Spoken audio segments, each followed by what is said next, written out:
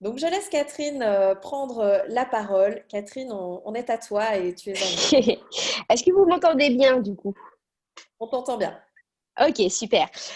Bonjour à tous. Merci Florence, merci Nathalie aussi pour le témoignage. C'est assez impressionnant parce que, alors je pourrais parler de mille choses. Déjà, en vous écoutant, vous avez évoqué tant de sujets sur lesquels je pourrais partir. Et surtout, il y a quelque chose qui me frappe, c'est cet aspect communautaire d'entraide et qui nous dépasse souvent. Tu vois, enfin, ce que tu me disais, Nathalie, que tu avais comment ça s'appelle, donner 60, enfin, commander des livres avec ton entreprise. Je pense que c'est une jolie leçon de vie aussi, tout simplement. C'est que souvent, on ne se rend pas compte en fait des effets dominos qu'on provoque dans la vie. Souvent, moi, je me suis dit, je vais trop lentement dans la vie. Et en fait, quand tu le regardes, tu te dis, bah ouais, toi, tu as l'impression d'aller lentement, mais tu as tout un tas de gens qui interagissent autour de toi parce que tu as fait une première petite action. Et je trouve que c'est très, très beau, cette beauté des effets dominos. Euh, Est-ce que je me présente ou pas, du coup, Florence? Est-ce que... Ouais, je me présente. Alors, bon, moi, je m'appelle Catherine. J'ai travaillé pendant des années dans le développement durable. À un moment donné, on me disait, ma pauvre Catherine, le développement durable, tout le monde s'en fout, c'est pas un sujet. Donc, c'était en 2007. Et puis, je me suis dit, effectivement, tout le monde s'en fout du développement durable. Et je n'étais pas du tout écolo en soi. Hein, je me disais juste que c'était du bon sens. Et après, j'ai voulu comprendre pourquoi tout le monde s'en foutait du développement durable. Et c'est là que j'ai commencé à travailler dans le digital et dans le marketing. Donc, c'est pour ça, quand j'entendais parler de positionnement sur LinkedIn et autres, alors moi, ça évidemment, c'est mes sujets. Je fais partie des influenceuses sur LinkedIn en l'occurrence. Et j'ai voulu comprendre pourquoi on était dans une société un peu bizarre dans laquelle on nous poussait à la consommation en nous disant les mecs, consommez, consommez. Le monde va bien quand la France, la Belgique vont bien quand ils consomment. Et en parallèle, on vous disait mais sauvez l'environnement. Il y avait une sorte d'antinomie entre ces deux choses. Et je me suis dit, il y a un truc qui est bizarre parce que globalement, soit tu consommes, soit tu sauves l'environnement. Les deux, il n'y avait pas de valeur entre les deux. Et je me suis dit, il y a quelque chose qu'on oublie, c'est le bonheur des gens. Et j'étais persuadée en fait que la révolution de demain, ça serait la révolution intérieure et une sorte de crise en fait de sens dans laquelle la société nous amenait lentement en fait parce qu'il y avait une sorte de dichotomie qui marchait pas en fait et dont on se rendait pas compte. Et c'est à ce moment-là je me suis dit mais j'avais du mal à croire dans les systèmes. C'est-à-dire que j'avais perdu beaucoup d'illusions parce que j'allais à beaucoup de dîners, des trucs voilà, dans tous les univers, du monde de l'entreprise, aux politiques. Et à chaque fois, je me disais, il y a quelque chose de bizarre, personne ne veut faire avancer les choses. Donc, c'est-à-dire que dans les dîners, on avait toujours cette sorte, on paraît érudit parce qu'on fait la gueule. On allait toujours pointer les crises. Donc, tu vois, quand tu travailles dans le développement durable, il y a un truc qui est vachement intéressant, c'est que la crise du développement durable est liée à toutes les autres crises démographiques, sociétales, politiques, économiques, et tout le monde donnait son avis en critiquant. Tu vois, et je me disais, c'est bizarre quand même. Et je demandais aux gens faussement, naïvement, alors toi, tu fais quoi pour agir? Et là, tout le monde me dit, ah bah non, moi, je fais rien. Tu vois. De toute façon, on peut rien faire, perdu pour perdu. Et je me disais, il y a un problème, c'est le centrage du regard qu'on porte sur la société. Parce que donc tout ça, c'était sur une dizaine d'années, hein, ces années dans le développement durable et dans le marketing. Et du coup, j'ai vécu à New York, je suis partie à SF, j'ai vécu à Barcelone, à Lisbonne, passé du temps en Chine. Bref, et puis à un moment donné, je me suis dit, mais on ne voit que ce qu'on a envie de voir. C'est-à-dire que, et là, je me suis intéressée beaucoup à l'enjeu médiatique. Et là, je me disais, mais c'est bizarre quand vous regardez hein, les médias. Alors aujourd'hui, je ne vous en parle même pas, mais à chaque fois, on focalisait sur ce qui n'allait pas. C'est-à-dire, on focalisait sur, et surtout sur des faits divers. Plus vous regardiez, à un moment donné, à peu près, il y avait 3 informations sur 4. Moi, je fais des statistiques depuis 4 ans. 3 informations sur 4 qui étaient négatives et des faits divers. Genre, il a coupé la jambe de sa femme dans le fin fond de la baie. On te fait Allô? passer ça. Hein. Pourquoi est-ce qu'on met ça en avant? Mais c'est tout. Ouais, tu Non, pas m'entends? du tout, monsieur. Vous êtes à la... Ah. C'est bon, ça marche? Ok. Et du coup, en fait, on focalisait les choses sur les faits divers. Et puis, à un moment donné, du coup, je suis allée creuser ça. Aujourd'hui, je suis dans l'émission d'Europe 1, entre autres, qui met en avant des initiatives positives le midi, donc c'est une émission française. Mais je suis allée creuser le pourquoi on mettait en avant tous ces faits divers. Et en fait, on met en avant ces faits divers parce qu'on est tous un peu des animaux. Du coup, on est censé connaître les dangers potentiels. Du coup, on va cliquer sur ces faits divers. Et puis, on va cliquer sur ces faits divers parce qu'on a tous un côté un peu voyeur. Alors, on se dit, bah tiens, il y a pire ailleurs. Alors, on va cliquer dessus. Ou on va cliquer dessus parce que c'est divertissant. Du coup, moi, je voyais dans mon ancienne entreprise, tout à coup, dans les chats, tu sais, dans les chats internes, il y avait le mec qui avait mis le chat au micro-ondes pour se venger de sa femme, tu vois. Enfin, c'est hyper glauque, tu vois. Et tu sais, ce genre d'informations qui sont véhiculées pour des tas de mauvaises raisons, hein, et tu regardes le scoop, je veux dire, Johnny est mort. Enfin, Johnny ou je sais pas trop qui, tu veux être le premier à l'annoncer, tu sais, des trucs un peu morbides, en fait, qui sont profondément inhérents à notre humanité, quoi.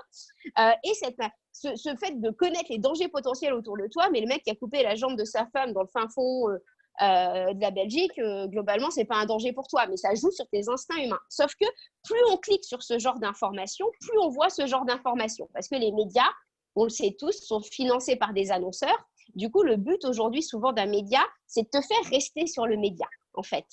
Et du coup, je me suis rendu compte assez rapidement que la vision qu'on avait de la société, c'était sa propre vision de nous-mêmes. Parce que Internet qui est censé ouvrir sur le monde, parce que tu as tout sur Internet, c'est-à-dire que tu peux trouver tout des informations sur LinkedIn, sur le management, la culture d'entreprise, comme vous l'évoquiez tout à l'heure, sur les tunnels de vente, comme tu peux trouver tout le pire qui passe en ce moment. Et tout va dépendre de ton clic à toi. Plus tu vas cliquer sur un sujet, plus tu vas te proposer des sujets. Et moi, je me disais, mais c'est bizarre parce que moi, je vois que des trucs incroyables. C'est-à-dire que je voyais que des gens qui entreprenaient, que des gens qui se lançaient, qui changeaient de vie, littéralement, pour s'intéresser à un peu plus d'intériorité. Et du coup, là, je me suis dit, il faut faire quelque chose, il faut mettre d'autres choses en avant, parce que globalement, j'avais bien compris qu'avec un peu de data, n'importe quelle entreprise pouvait détourner le regard de quiconque, en fait, pour le pousser à voir ce qu'il avait envie de voir. Donc, c'est comme ça que je me suis lancée dans l'optimisme en me disant, je vais essayer de mettre en avant les gens qui s'engagent, comme vous, en fait, comme vous tous ici, qui essayez de changer quelque chose, de changer un paradigme avec ce poids de s'affronter à une sorte de norme, parce que l'optimisme, ma pauvre Catherine, c'est naïf. Tu vois, moi, c'est quelque chose qu'on m'a répété, asséné en permanence. Et puis, à un moment donné, maintenant, dans mes slides, alors, je n'ai pas mis mes slides là, mais j'ai un énorme slide que je passe devant 3000 personnes dans les entreprises, c'est sourire, ça grille pas des neurones. Tu n'es pas plus con parce que tu souris dans la vie. Tu vois. Enfin, et ça, c'est un truc que je ne sais pas pourquoi, on a l'impression que tu parais plus intelligent quand tu fais la gueule, quand tu critiques et quand tu souris. Mais il faut voir aujourd'hui qu'on est dans une sorte de changement, et je vais revenir un peu à la période qu'on est en train de vivre. Aujourd'hui, on est en train de vivre une sorte de changement de paradigme. C'est-à-dire que, tu en parlais tout à l'heure, Nathalie, par rapport aux cultures d'entreprise, par rapport au RH, par rapport aux valeurs, tu vois. Pendant des années, tu as plein d'entreprises qui ont exposé des valeurs. Parce que je me suis mise, une fois que j'ai créé l'optimisme, alors il faut savoir que l'optimisme.com, le média aujourd'hui, il est suivi par entre 500 000 et 1 million de personnes. Donc ça commence à faire du monde. Et du coup, on a monté un club d'entreprise pour réfléchir à qu'est-ce que c'est que l'optimisme en entreprise et une culture d'entreprise un peu différente. Du coup, j'ai toujours ces deux volets, B2B et B2C, et c'est quelque chose qu'on oublie très souvent, surtout dans le business d'ailleurs. On se dit qu'un RH est un RH, qu'un manager est un manager, qu'un patron est un patron, et que derrière, à côté, il peut s'appeler Paul, Huguette ou Jean, peu importe, tu vois. Nous, on a toujours ce volet de l'humain, en fait, qui est l'humain qui est au service d'une entreprise, qui est au service d'une société avec un grand S et d'une société avec un petit S. Et c'est la même personne, tu vois. Et du coup, on a beaucoup de statistiques, en fait, sur ce qui se passe aujourd'hui. Et ce qui se passe aujourd'hui avec, je ne sais pas si vous en avez parlé dans un autre atelier, mais c'est qu'on est en train de vivre dans une ère qui est incertaine. On passe d'une ère où on avait fait de la prévention des risques. Tu regardes, on avait drafté tous les risques en permanence. Et pour chaque bon risque, on avait mis une sorte de process. Donc, s'il se passe ça, on va faire ça mécaniquement. On va tout préparer parce que notre système éducatif nous a préparés comme ça, nous a formatés à ne pas être agile. On nous a formatés, on va quand même dire les choses assez clairement, à t'apprendre quelque chose que tu vas revomir derrière parce qu'on sortait d'une ère post-tayloriste, en fait. Il fallait qu'on reconstruise l'Europe. Voilà, France-Belgique, guerre, France-Belgique, Europe à reconstruire. Il fallait des exécutants, tu vois, et on a fait de nous des exécutants et limite, tu étais créatif, tu vas l'utiliser en passe-temps, tu vois, tu sais faire du dessin, mais c'est pas intéressant, tu vois, si tu sais pas faire des mathématiques. Je vous caricature un peu le trait, mais limite, tu sais faire du dessin, allez, t'es bien mignonne, va faire ça en passe-temps. j'en papotais avec Laurent Gounel, je sais pas si, enfin, pour ceux qui le connaissent, qui me disait la dernière fois, mais tu te rends compte, Catherine, un passe-temps, on passe pas le temps avec son talent, tu vois, à quel moment on utilise son talent pour passer le temps, on passe pas le temps, on le sublime, tu vois. Et du coup, donc notre système éducatif qui a fait de nous, on va dire, vraiment des exécutants, et surtout, si tu sortais un peu du moule de la norme, tu étais limite le plus faible, tu vois, enfin, tu étais différent, du coup, ça allait pas parce que, bah voilà, on a fait de nous des exécutants, quoi. Et là, tout d'un coup, on se rend compte qu'on vit dans une ère d'incertitude. Du coup, tout ce qui est exécutant, ben finalement, on va te demander de l'agilité parce que tout le monde, demain est incertain, tu vois, on peut pas drafter tous les scénarios possibles et c'était quelque chose, moi j'ai beaucoup aussi bossé dans l'innovation en ayant bossé dans le développement durable et dans le digital, ben, de facto je réfléchissais à tout ce qui était prospective du monde d'après en fait, du monde de demain et on le sait beaucoup en prospective, on sait qu'autrefois tu vois, on pouvait drafter des scénarios en se disant c'est ça qui va se passer à horizon 5, 10, 20, 30 ans, tu vois, et maintenant un petit geek du fond de sa chambre au Pérou, en Inde ou en Afghanistan, te code une application qui vient remettre en branle tout un business. Donc, cette application, elle s'appelle Airbnb et tout d'un coup, tu as tous les hôteliers qui s'inquiètent. Cette application, elle s'appelle Uber et tout d'un coup, bah, Uber, ce n'est pas une innovation tech, c'est une innovation sociale. Ça change tes contrats de travail dans le monde entier, ça change ton approche de la… Enfin, et du coup, on s'est rendu compte que aujourd'hui, notre monde se devait d'être agile, tu vois. Et comment tu es agile? Tu es agile quand tu as confiance en toi. Parce que on t'a appris, on t'a mis des années dans la tête qu'il fallait exécuter, qu'il fallait aussi cette course à être le premier, hein, faut être dans les notes, les machins. Il y a pas une sorte, enfin surtout en Europe, hein, je vais vous dire, t'as pas cet éveil à la différenciation en fait. Et aujourd'hui, bah, globalement, il va falloir qu'on invente demain. Il va falloir qu'on invente demain pour se préserver et que les entreprises se transforment. Du coup, évidemment que là, la confiance en soi, elle rentre là-dedans. Parce qu'on parle beaucoup d'intelligence collective. Alors, je ne sais pas si c'est des sujets qui vous parlent, mais il a été prouvé qu'aujourd'hui, le QI d'un groupe, enfin le MIT, donc, a démontré que le QI d'un groupe était toujours supérieur au QI du mec le plus intelligent du groupe. Et globalement, le QI d'un groupe, il est fonction aussi de la capacité du groupe à s'écouter. Du coup, tu vois, à écouter les uns les autres, du coup, le QI d'un groupe, il est fonction du quotient émotionnel. C'est-à-dire que si tu mets une armée de génies ensemble, qui sont des grands patrons, qui ne s'écoutent pas, qui se disent qu'ils ont, qui savent tout, tu vois, et j'ai envie de te dire, l'innovation, elle n'est plus là-dedans. Hein. L'innovation, elle est dans le geek qui est le stagiaire de la boîte qui est en train de développer un truc pour hacker son système, tu vois. Bah, si tu te rends compte que finalement, demain, on va avoir besoin d'intelligence collective pour, entre guillemets, que l'humanité survive. On en est presque là, à ce stade-là. Et tu regardes, hein, la recherche sur le Covid, elle est beaucoup faite par de l'intelligence collective et autres. Bah, demain, il va falloir que les gens, ils s'écoutent les uns les autres. Et pour qu'ils s'écoutent les uns les autres, il faut aussi qu'ils osent lever la main en donnant leurs idées. Parce que ce qui se passe, on parle beaucoup de design thinking, etc. Et on fait beaucoup d'ateliers comme ça dans les entreprises. Sauf que si le mec, il a son N+1 et son N-1 dans la même salle, s'il n'ose pas lever la main pour donner son idée, s'il n'aime pas son groupe, on parlait des valeurs tout à l'heure, s'il a des valeurs orthogonales qui viennent juste là pour gagner du pognon, j'ai envie de te dire, sa bonne idée, il ne va pas te la donner, en fait. Et il ne va pas contribuer, il ne va pas participer. Du coup, tous ces enjeux d'intelligence collective, ça démarre aussi par de la confiance en soi, par de la confiance à oser lever la main, à oser avoir l'air un peu couillon parce que tu vas avoir une pensée divergente et que ça fait des années qu'on te dit si c'est mathématiquement pas carré, si tu n'as pas envisagé la somme des risques, des trucs, des machins, eh ben, tu ne vas pas oser le donner parce que ce n'est pas ta culture. Et maintenant, il faut qu'on change littéralement de culture parce que demain, pas le choix.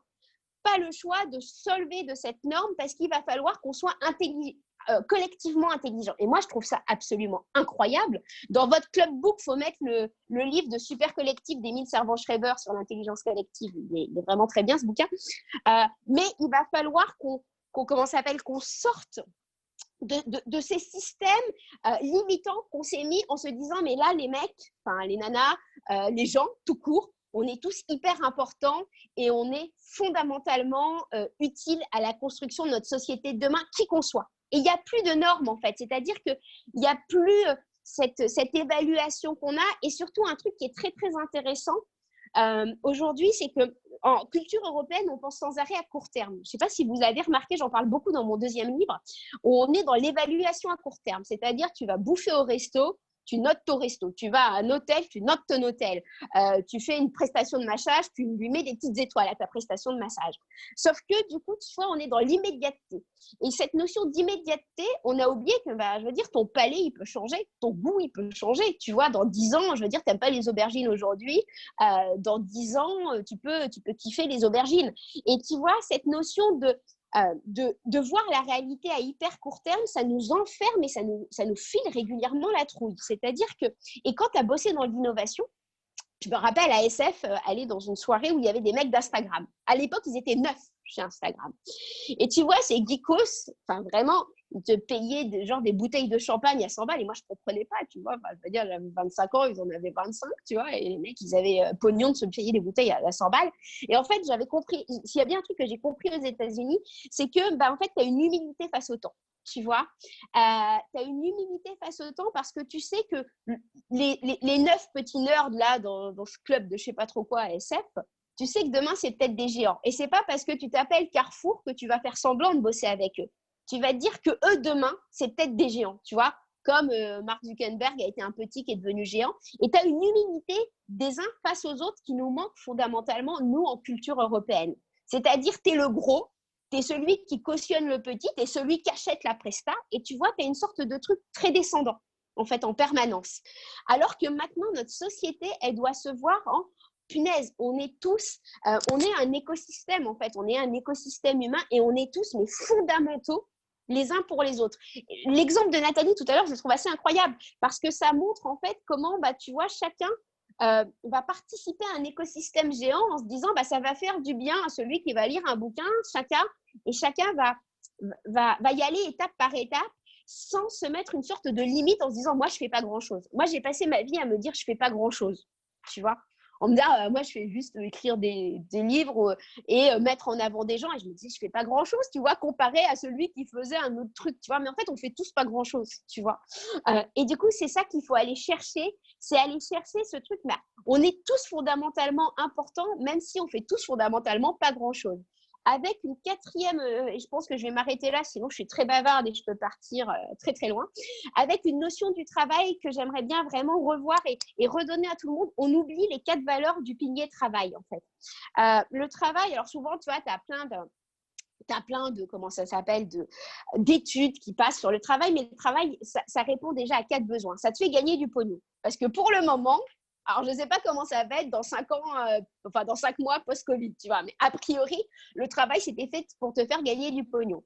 Mais c'est aussi fait pour avoir un enjeu social, c'est-à-dire que tu rencontres d'autres gens. Tu vois, tu partages, tout à l'heure, je vous parlais du biais algorithmique, c'est-à-dire que Internet peut vous renfermer sur vous-même, en fait, sur votre propre vision du monde. Finalement, aller au boulot, ça te permet de rencontrer des gens qui ont des positions, mais orthogonales avec les tiennes, mais de te faire avancer toi-même dans tes propres réflexions. Donc, le côté social du boulot est hyper important. Et je vous dis, alors, vous le voyez sûrement vous aussi de votre côté, on arrive dans une ère du télétravail qui va enfermer encore plus les gens sur eux. Nous, on est une équipe d'introvertis. Dans mon équipe, tout le monde bosse au télétravail, du bout du monde. Limite, de temps en temps, notre première question, c'est « t'es où aujourd'hui ?» Tu vois, mais ce que je veux dire, c'est que ça correspond à des gens, mais il y a un danger social, en fait. Du coup, ça, c'est le deuxième pilier du travail. Le troisième pilier du travail, c'est l'enjeu sociétal.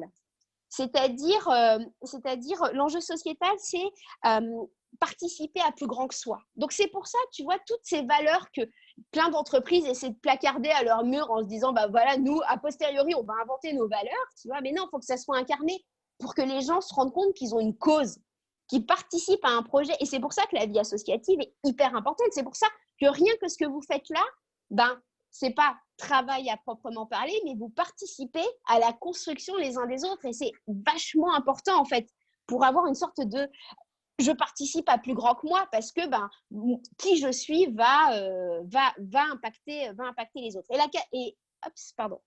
Et Vous m'entendez toujours ou pas? Ouais, c'est bon. Et le quatrième pilier, c'est le fait de grandir, d'améliorer ses compétences. Et on le voit souvent, tu sais, quand tu arrives au boulot, généralement, tu mets 2 semaines à faire un truc, et puis 6 mois plus tard, tu mets 2 jours à faire le même truc.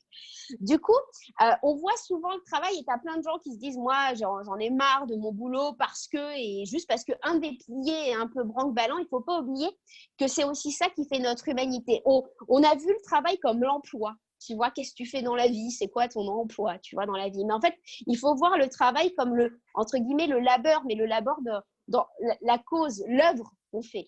Et c'est ça qu'il va falloir qu'on aille tous chercher, en fait, en individu, qu'on soit freelance, qu'on pense dans une entreprise, qu'on ne travaille pas.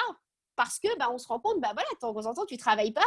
Bon, tu ne gagnes pas de sous parce que tu as un peu de réserve, je ne sais pas trop la raison, mais tu as les 3 autres piliers qui sont fondamentaux. Du coup, ce qu'il faut vraiment aller chercher en permanence, c'est une sorte, pour résumer tout ce que j'ai dit, c'est une sorte d'humilité face au temps, en se disant, voilà, aujourd'hui, je fais seulement ça, mais demain, je ferai autre chose. Une sorte d'humilité aussi face à l'ampleur de l'effet domino qu'on peut avoir les uns sur les autres. Si Nathalie ne me l'avait pas dit, j'en aurais jamais eu aucune idée. Et personne, enfin, on se rend jamais compte de l'impact qu'on a sur les autres. Et se dire que c'est pas parce que le temps est figé comme ça aujourd'hui, c'est pas parce qu'un truc marche pas aujourd'hui que demain ça sera pas un truc incroyable, tu vois, ou qu'on n'aura pas pivoté 10 fois. Donc ça, c'était vraiment les 3 choses qui me semblaient importantes de dire. J'ai vu que quelqu'un m'avait posé la question, est-ce que je suis une introvertie? Je crois qu'il y a eu cette question qui est passée. Je suis une grande introvertie. Il faut savoir que vous me mettez en société. Alors, ça ne se voit pas parce que là, c'est facile. Je suis chez moi à la campagne, devant. Voilà, donc ça va bien et c'est facile quand moi je parle. Tu me mets en soirée, je suis incapable d'aller parler à qui que ce soit. Je suis la nana qui zone à côté du bar, qui, si elle peut, essaie de parler au barman parce que lui, il est en position fixe et il ne peut pas trop se barrer, tu vois, en lui demandant limite s'il n'a pas besoin d'aide. Pour se donner une constante et comment ça s'appelle et du coup de fait je suis hyper timide et comme je suis une hyper empathe, je vois les émotions des gens quand je suis dans une salle, donc voilà. Donc pour moi, faire une formation, je fais des formations de 10 personnes de temps en temps, c'est hyper difficile parce que je sens les énergies des gens. Par contre, me foutre devant 2000 personnes ou devant 3000 personnes dans une société, pas de problème, tu vois. Et du coup, c'est aussi ça qu'il faut aller chercher sur de l'introversion. Je suis hyper vulnérable. Mon ancien boss me disait que je pleurais. Je suis une hyper émotive. Genre, quelqu'un partage son sandwich en 2, limite, je trouve que c'est un beau geste d'humanité et je vais chialer, tu vois. Enfin, mais une fois que tu le sais, une fois que tu t'es réconcilié en fait finalement avec tes zones de vulnérabilité, tu sais que ça peut être des faiblesses dans le business parce que quand tu n'es pas capable d'aller dire bonjour à quelqu'un, tu vois, c'est pas... Voilà, faut trouver des sortes de paliers, mais tout se fait en fait. C'est-à-dire que notre composante de qui on est, ça va aller résonner avec certains types de personnes et inversement. C'est-à-dire que moi, effectivement, tu vois, je suis nature, ça se voit comment je suis coiffée ce matin. Voilà, je suis hyper nature, hyper... je veux parler d'âme à âme en fait, mais tu as des gens à qui ça convient pas du tout, tu vois, des gens très rectilignes, réglés qui demandent d'aller d'un point A à un point B, moi je suis pas capable parce que j'ai une pensée systémique en plus, etc. Et du coup, tout en fait, toute notre composante, il n'y a pas une meilleure composante qu'une autre, c'est juste une fois qu'on se connaît, on se dit voilà, on fait avec. Et je donne le dernier point et après je m'arrête, c'est la notion d'expérience. Moi très souvent, une des questions qu'on m'a le plus posée dans la vie, c'est comment tu n'as pas eu peur de te planter? Tu vois, quand tu as changé autant de fois de parcours, ma vie change très peu en fait. C'est-à-dire que mes potes restent les mêmes, les machins. Enfin, il y a beaucoup de choses qui ne changent pas du tout. Par contre, j'ai souvent changé de projet pour aller vers toujours le projet de demain. Et on m'a toujours dit, mais comment tu n'as pas eu peur du risque ou etc. Et en fait, pour moi, la vie, ça a toujours été une sorte d'expérience. C'est-à-dire que ça, au lieu de dire je vais essayer de créer un média positif, quand tout le monde me dit ma pauvre Catherine, parler des bonnes nouvelles, c'est débile, tu vois. Enfin, bon, bref, je disais mais je vais expérimenter, je vais voir si ça peut marcher. Et tu vois, ce hack dans la vie qui est de se dire tu as envie de devenir, je sais pas, auteur ou de devenir peintre, au lieu de te dire, de te mettre la rate au courbouillon en disant là, si je me plante, si j'arrive pas à le faire, si j'arrive pas à vivre de mon art, machin, je me dis je vais expérimenter. Et je le dis autour de moi. Donc, je dis aux gens, tiens, je vais essayer de devenir peintre, par exemple. Et en fait, par ce mot, ça te change la notion d'échec que tu peux avoir derrière. C'est-à-dire que au pire, tu auras expérimenté en disant je ne suis pas capable de le faire. Et donc, quoi qu'il advienne, A ou B, ça sera, tu auras réussi ton challenge en fait. Tu vois, parce que tu auras validé ou invalidé un scénario. Et tu vois, cette façon d'expérimenter la vie, en fait, ça te donne une sorte de légèreté parce que tu regardes si tu es capable de faire des trucs. Bon, ça marche pas, peu importe en fait. Là, tout l'enjeu était dans l'expérience et souvent, tu as beaucoup de citations qui te parlent du chemin, etc. Et ben là, c'est vraiment à proprement parler le vivre. Donc, voilà, j'ai fait un truc un peu à 360, un peu en live. Je ne sais pas si vous avez des petites questions. D'abord, un exercice. Florence, je te laisse me reprendre la main du coup. Merci beaucoup, Catherine.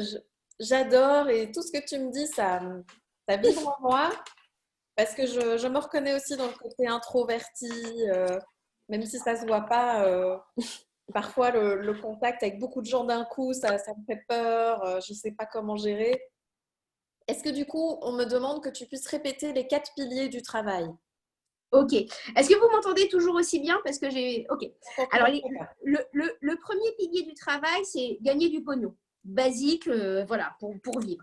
Deuxième pilier, c'est le volet social. C'est-à-dire que tu vas rencontrer des collègues, tu vas te sociabiliser, tu vas, tu vas apprendre des nouvelles choses aussi parce que tu auras une culture différente, etc. Le troisième volet, c'est le volet sociétal. C'est-à-dire, c'est cette notion de participer à plus grand que soi. Tu vois, d'avoir une contribution sociétale globale. Alors, de temps en temps, elle est ne serait-ce que d'aller, parce que tu es de bonne humeur, tu mets de la bonne humeur dans ton bureau, rien que ça a vachement de valeur, tu vois, c'est ta contribution sociétale.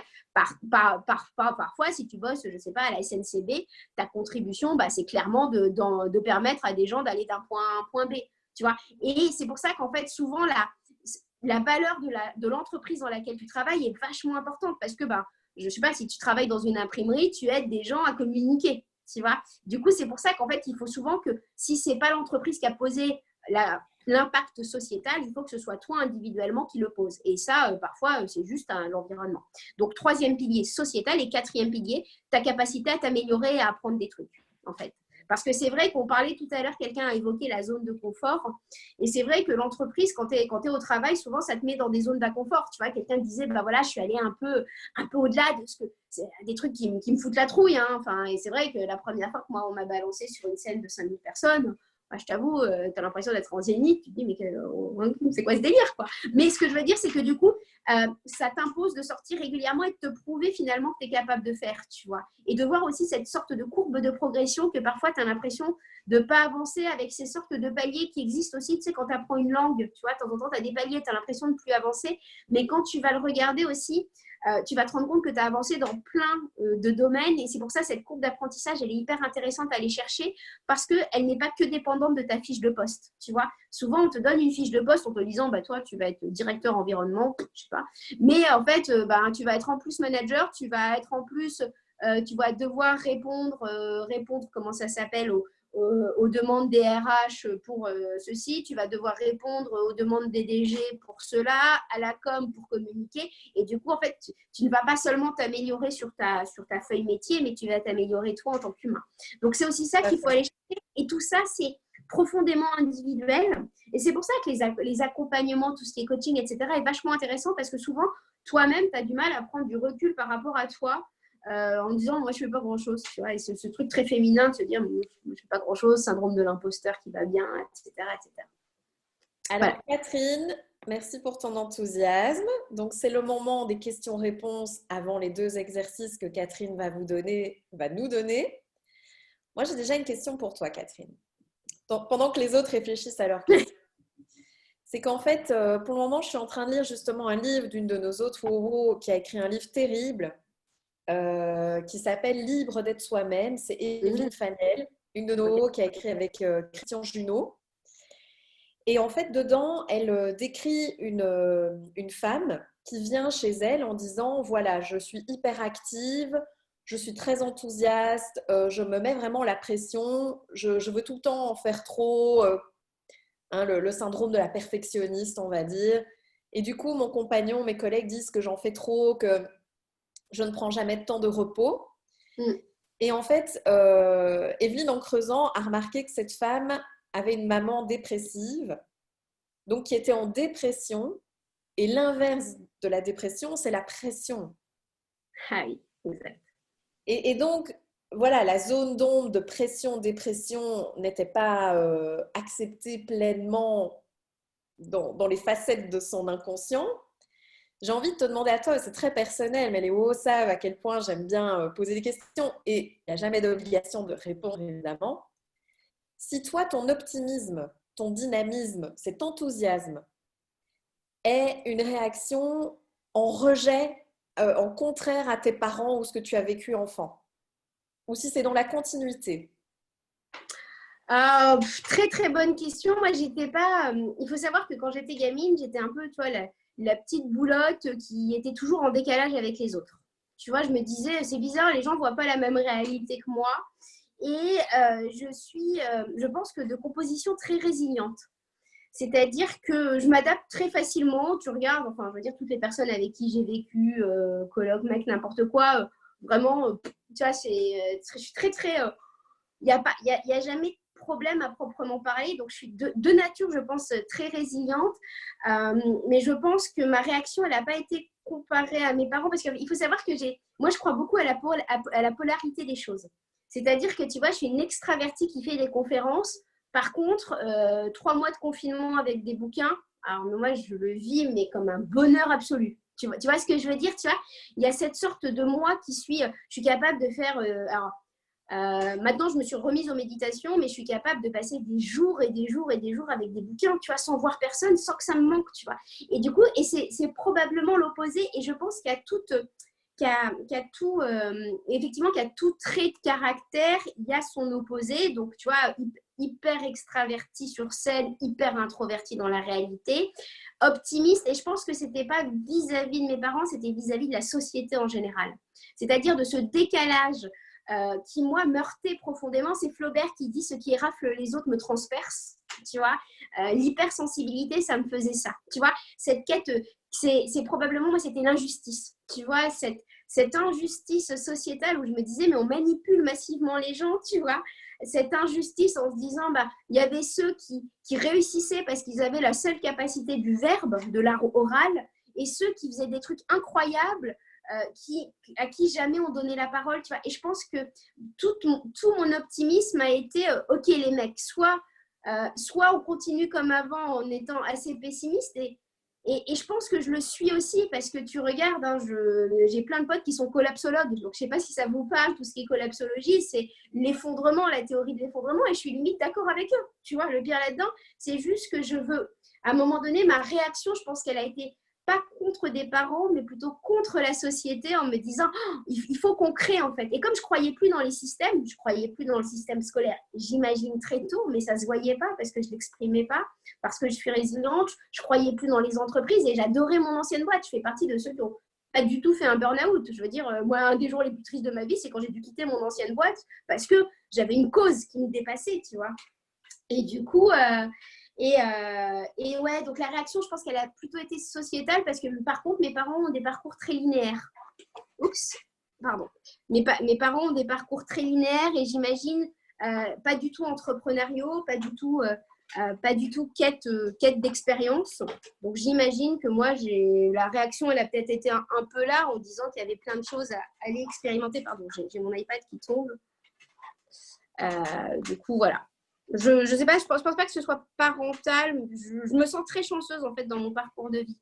Mais j'ai des potes, ils me disent non, c'est pas que tu es chanceuse, c'est juste que tu vois cette capacité à voir les trucs du bon côté, quoi. Tiens. Alors, est-ce qu'il y a d'autres questions pour notre super oratrice? Comment parler optimisme à un collapsologue? En fait, les collapsologues, ils ont toujours l'impression que les gens n'ont pas compris ce qui pouvait se passer. Moi, sincèrement, en ayant bossé dans le développement durable et dans le digital, j'ai envie de te dire, on pouvait me prendre pour tout sauf pour une naïve. Du coup, le discours collapsologue, je le comprends. Alors, c'est quoi un collapsologue? Et normalement, Natacha, tu dois poser ta question en vrai. Donc, tu dois parler. Mais c'est quoi un collapsologue? La collapsologie, en fait, c'est le fait de se dire que notre système va tomber, que notre société est à la fin de sa vie, tu vois, un peu comme il y a eu la fin des pyramides, la fin des machins, de l'Atlantide, de machin, de tout ça. En fait, c'est de se dire que tu es au bout d'un système et que tout va s'effondrer parce que globalement, on n'aura plus de terre, on n'aura plus de matières premières, on n'aura plus de quoi se nourrir. Et tu regardes, c'est les scénarios un peu, je ne sais pas si ça te parle, Cyril Dion et un peu là-dedans Pablo Servigne. Tu vois, et ils te disent, attention les mecs, demain, vous aurez des voitures, mais vous n'aurez plus de terre pour faire rouler vos voitures, quoi, globalement. Donc, c'est la fin de notre société, notre civilisation, pour te la faire courte. Donc, c'est pas très gai en soi. Il t'explique comment une hyperconsommation fait que tu as moins de biodiversité, qui fait que du coup, tu as des virus qui se répandent plus vite, etc. etc. C'est ça, la collapsologie, c'est le chaos. En fait, c'est le chaos qui va arriver. Et comment tu parles d'optimisme à des collapsologues, c'est en leur disant non mais attends, moi j'entends ce que tu me dis. Je veux dire, je lisais les rapports du GIEC en 2007 quand tout le monde s'en foutait. J'ai compris bien ce qu'on était en train de faire avec le marketing, comment on détournait les gens d'eux-mêmes en plus de leur réalité en se disant le but dans la vie c'est avec cette adaptation hédonique, je ne sais pas si ça vous parle. Tu sais, tu as une petite voiture, puis tu en faut une plus grosse, une plus grosse, une plus grosse, parce que tu oublies la valeur que tu avais dans la petite voiture. C'est la même chose avec les apparts, tu veux toujours plus, tu vois. Et avec aussi ce décentrement de soi qui fait que tu flingues un peu tes ressources, tu flingues tout ça. Moi, vraiment, j'ai été une grande consommatrice, hein, franchement. Donc, j'ai des leçons à donner à personne. Là, je fais l'opposé. Mais vraiment, vraiment, c'est pas mon sujet. Ceci étant dit, donc, comment tu parles à un collapsologue en lui disant, mais moi, je sais ce qui peut se passer. Donc, si je prends la finance, comment ça s'appelle, le marketing et le développement durable, je sais ce qui va se passer. Par contre, je ne crois plus dans les systèmes, c'est-à-dire que globalement, je n'ai pas encore trouvé un système qui, en entier, me dise que je peux être optimiste. Par contre, je crois dans les gens. Je crois dans la révolution intérieure des gens. Pour moi, la nouvelle révolution qui est en train d'arriver, je l'évoquais, c'est marrant parce que dans mon deuxième livre, j'évoque plein de trucs qui résonnent vachement en ce moment, la révolution de la conscience. Tu vois, pour moi, il y avait eu la révolution digitale, il y avait eu la transition environnementale, etc. Et là, pour moi, on est dans une transition de la conscience. Parce que les gens sont en train de se réveiller, parce que ce qui se passe quand même aujourd'hui, c'est qu'on a foutu des gens avec tous leurs biens, tu vois, autour d'eux, et tout d'un coup, les gens se rendent compte qu'ils ont passé leur vie à consommer des machins, qu'ils ont leur placard plein, et que le seul truc qui leur manque, c'est le soleil, aller faire des câlins à leurs potes et respirer. Et là, tu te dis... à quel moment on avait oublié ça? Et là, tu vois, pour moi, tu parlais de la météo au démarrage, donc comment on gère aussi cette époque qui est quand même vachement critique. Enfin, moi, je dois être le truc le pire, c'est-à-dire je suis une petite boîte, j'ai des salariés, je travaille dans l'événementiel. Sincèrement, je pourrais être terrorisée. Tu vois, la réalité, c'est que je pourrais être terrorisée. Je crois que la période n'a jamais été aussi extraordinaire. J'ai 5 salariés, mais je fais vivre 10 personnes au total, tu sais, avec tous les freelances avec qui on bosse, etc. Donc, on est gros contributeurs pour plus ou moins 10 personnes, en fait. Et du coup, mais ce que je veux dire, c'est que je pourrais être terrorisée en me disant, oh là là là, qu'est-ce qui va se passer? Mais en fait, cette période, elle est incroyable de réflexion, elle est incroyable d'apprentissage. Et tu vois, je me dis, qu'est-ce que ma société avec un petit S en comparaison avec la société avec un grand S? Catherine, je veux absolument que tu me promettes que tu vas venir un jour signer les 2 bouquins physiques de Nathalie Geladi en vrai, hein, et qu'on pourra se faire un big hug lors d'une WoW Academy. Alors, une autre question. Je vois qu'il y a Anne qui lève la main. Donc, oui, bonjour. Voilà. Oui. Pose-nous pose à Catherine ta question. Du coup, je me posais la question, en fait, quel conseil tu nous donnerais pour rester optimiste, justement, dans cette période un petit peu qui, comme tu expliquais, où tout est à construire et où tout est incertain un petit peu. Comment faire, justement, pour que la peur, nos émotions ne nous envahissent pas et que, justement, on garde le cap et le focus? Merci. Alors, travailler son algorithme digital. Les mecs de Facebook avec qui je bosse, hein, parce que comme je suis une influenceuse sur pas mal de réseaux, j'ai des contacts dans les réseaux eux-mêmes, ils me disent globalement, cassez-vous des réseaux sociaux. C'est les mecs de l'intérieur qui te le disent en te disant si ça fait trop longtemps que vous avez éduqué votre réseau social à aller voir un truc, on va continuer à vous le proposer. Du coup, ça te demande un énorme travail d'aller suivre des gens optimistes. tu vois. Moi, ce qui m'a beaucoup aidé, vous m'entendez ou c'est bloqué? Ah, pardon, vous m'avez perdu un moment. Ok. Ce qui m'a beaucoup aidé, c'est de m'entourer de gens optimistes. C'est-à-dire que, tu vois, je suis allée suivre des groupes de gens, par exemple, c'était les 100 barbares, des gens qui innovaient, qui faisaient des choses. Je suis allée suivre sur LinkedIn des gens qui m'inspiraient, en fait, pour que mon œil soit toujours vas-y meuf, tu vois. Enfin, mes potes qui m'ont dit go, go, go, vas-y, ça va marcher. Quand toi-même, tu es en doute, le fait que tu es quelqu'un qui dise vas-y meuf, c'est marrant ce que tu fais, au pire, nous, on sera là, ça sera marrant, on te regardera sans valeur de jugement, c'est hyper intéressant. Je conseille beaucoup de suivre des entrepreneurs, tu vois, parce que enfin, et c'est ce que vous faites ici aussi, hein. Tu vois, moi en tant qu'entrepreneuse, jamais je vais juger quelqu'un qui essaie de faire quelque chose, tu vois. Jamais je vais avoir un jugement de valeur en disant regarde, tu réussis pas, tu vois. Ça, c'est le jugement de gens qui n'ont pas essayé de faire quelque chose, tu vois. Et du coup, aller suivre des entrepreneurs, généralement, eux, déjà, vous vivez à peu près la même situation, donc c'est pour ça que ce genre de groupe est hyper intéressant. Mais en plus, eux, jamais vont te juger, ils vont te dire, bon, nous, on est passé par là, on sait ce que c'est, tu as les phases down, tu as les phases hautes, etc.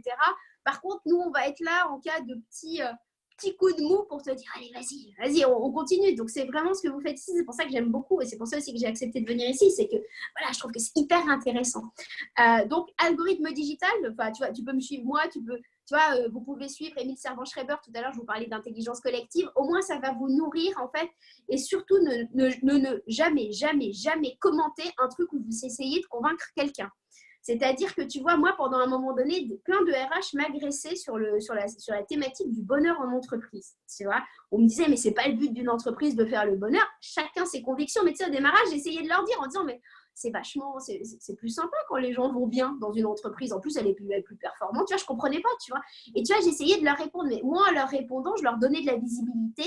Et LinkedIn, Facebook, etc., ne va pas valoriser, en l'occurrence, enfin, ne va pas regarder le contenu. Ils ne vont pas se rendre compte que tu t'opposes à ce qu'il dit, en fait. Et on va te proposer de plus en plus de contenu que moi, je trouvais débile et antinomique, tu vois. Du coup, ne jamais aller commenter d'un truc qui ne te va pas, parce qu'on va te le proposer de plus en plus. Et juste, si je peux me permettre, de rebondir sur ce que tu viens de dire. Est-ce que si quelqu'un nous met un commentaire négatif sur notre page sur justement ce que tu fais par rapport à l'optimisme ou ce que tu proposes comme service, c'est n'importe quoi, enfin, qui donne son commentaire, est-ce que tu nous conseilles de ne pas répondre et de mettre en indésirable? Alors, en fait, on va être clair, ça va dépendre de la critique, si elle est constructive ou pas constructive. C'est-à-dire que tu as des haters, sincèrement, tu as des mecs, moi, tu sais, je fais des poèmes. La dernière, alors, mais généralement, c'est infinitésimal la quantité de gens qui critiquent. Hein. Mais on le voit de plus en plus parce que quand tu as une cause, ça te touche. Du coup, tu as envie de répondre, tu as envie de lui dire, mais tu comprends. Donc, ça va dépendre si le mec, il est constructif et s'il a envie de changer son truc ou s'il est juste là pour être agressif.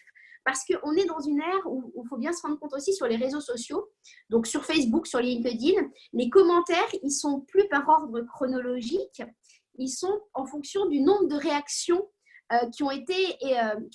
qu'ils ont suscité. Donc, c'est-à-dire que sur tous les sujets, donc par exemple le développement durable, bande de gros cons, vous êtes débiles, c'est n'importe quoi. Enfin, tu sais, tu as tous les climato-sceptiques et là, tu as plein de likes, ça. Et à l'opposé, allez les mecs, c'est la révolution, on va faire changer tout le monde, tu vois, et tu as plein de likes. Et du coup, on a l'impression que la société, sur tous les sujets, alors ça c'est celui-là, mais tu as le sujet, je sais pas, des transgenres, du bien-être en entreprise, tu as l'impression qu'il n'y a que des trucs binaires. Et du coup, le mec vachement agressif, il va susciter de l'émotion et ça veut dire que les gens vont aller liker. Du coup, si tu vois que c'est un truc qui va être agressif, qui va lancer plein de likes, faut surtout le bloquer, littéralement. Si tu vois que c'est un mec qui est constructif, qui n'est pas d'accord avec toi, moi, je vais aller commenter, tu vois. Et ça va dépendre vraiment de… Et de temps en temps, je commente des… Alors déjà, moi, je suis saturée de messages, donc je ne les vois pas, il faut être clair. Mais quand j'en vois un, je me dis, je vais le commenter si je me dis que ça va apporter… Si dans ma réponse, il va y avoir quelque chose de constructif pour ceux qui vont la lire, tu vois. Il faut que la réponse soit du coup, entre guillemets, intelligente en disant, bon ben voilà, dans la réponse, je vais apporter des éléments constructifs qui vont être presque aussi intéressants que le post. tu vois. Et c'est comme ça que je vais aller commenter. Sinon, je m'en tape. Vraiment. Et puis, tu vois bien le côté agressif des gens. Mais par contre, tu vois, si c'est, par exemple, bonheur en entreprise, l'entreprise, c'est pas faite pour le bonheur, bah, je vais aller répondre en me disant, c'est une objection qui est classique. Bon, allez, je vais y répondre parce que ça va donner des éléments à ceux qui cherchent et qui ont la même objection. Tu vois, donc ça, je vais toujours me positionner par rapport au lecteur qui va lire la conversation en me demandant est-ce que ça va apporter quelque chose. Par contre, il y a un moment donné où si c'est le mec qui est agressif en permanence sur son profil, je ne vais pas y aller, tu vois. Mais la dernière fois, je suis allée enfin, un truc que je fais jamais, je suis allée critiquer une nana sur une journaliste de BFM en lui disant meuf, t'es biaisée, ce qui m'arrive jamais parce que je suis allée lui donner de la visibilité, tu vois, mais en fait, en lui donnant de la... Parce que moi, je suis très suivie sur LinkedIn, du coup, quand je vais commenter un truc, je donne de la visibilité à cette personne, mais je me suis dit, c'était aussi pour que mes lecteurs le voient et se fassent un raisonnement en disant, bah voilà, la vision biaisée que donne un média, tu vois. Et elle disait que, enfin, genre, c'était affreux d'être en télétravail en permanence. Non, c'est affreux pour certaines personnes, je suis d'accord, c'est très dur pour beaucoup, en fait. Par contre, ça peut aussi amener des prises de conscience parce qu'on a enfermé les gens, il y a eu un temps de réflexion, on est sur du temps long, etc., etc. Du coup, tu sais, je suis allée là-bas commenter pour me dire, bah, là, ça va être intéressant parce que c'est des objections classiques, en fait. Donc, c'est vraiment à ça que je vais réfléchir. Par contre, zéro énergie là-dedans. C'est-à-dire qu'il ne faut pas que, voilà, qu'il faut pas que ça t'aille. Voilà. On a une formation sur notre plateforme d'e-learning sur LinkedIn. Et en fait, l'algorithme fait que les likes ne sont pas très visibles, mais les commentaires mettent de la visibilité sur tes postings et ceux des autres. Donc, à partir du moment où tu commentes, tu deviens visible. Et les gens sont curieux, donc ils vont lire les commentaires. Voilà. Si tu commentes 2 fois, LinkedIn estime que c'est une publication qui t'intéresse fort et donc va sélectionner les autres publications lookalike qui ressemblent et te les mettre dans ton fil. Dans ton fil d'actualité. C'est pour ça que Catherine te dit que tu as ce pouvoir de transformer ton fil d'actualité, plus positif ou pas. Dans une stratégie d'influence, les commentaires sont extrêmement importants. C'est ça qu'il y a dans la formation LinkedIn. On t'apprend comment influencer, comment te connecter et tout. Donc, les commentaires, c'est très important. Je pense écrire un truc sur commenter 2 fois sur LinkedIn. Voilà. Et par contre, ne pas mettre d'énergie, en fait. Ne pas se laisser abattre par le mec qui te dit l'opposé de ce que tu penses. Il y en a qui le font pour être visible sur ton profil. Exactement. Et moi, je l'ai sans arrêt, tu vois. J'ai les trolls. Je sais très bien qu'ils mettent toujours leur lien en fin de machin. Moi, je les laisse parce que je trouve ça, à la limite, je trouve ça marrant. Au bout d'un moment, je me dis que les gens doivent s'en rendre compte et je suis très ouverte à ça. Mais je ne vais jamais essayer de les convaincre de quoi que ce soit. Tu vois, ça ne m'intéresse pas. Et surtout, comme je suis une hypersensible, je risque de perdre mon énergie là-dedans. Et tu vois, souvent, moi, ce que je dis, c'est que sur LinkedIn, je n'écris pas pour convaincre des gens. J'écris pour que ceux qui sont déjà convaincus par la même chose que moi se disent qu'ils ne sont pas les seuls. Parce que le fait d'avoir été un ovni pendant des années, tu vois, pourquoi j'ai réussi à démocratiser plus ou moins la thématique du bonheur en entreprise, c'est parce que j'avais des grands patrons qui me suivaient et qui ont liké mes posts. Alors les gens se sont dit, c'est pas une petite nénette à la con. Combien de suiveurs sur LinkedIn, Catherine, et sur ta page? Je sais pas, je dois être à 40 000 sur mon truc, sur mon Facebook. Mais en fait, faut non, pas... LinkedIn, tu as une page et tu as un profil. Ouais, je crois que j'ai 40 000 sur ma page à moi. On a 2 pages. On a une page l'optimiste.com.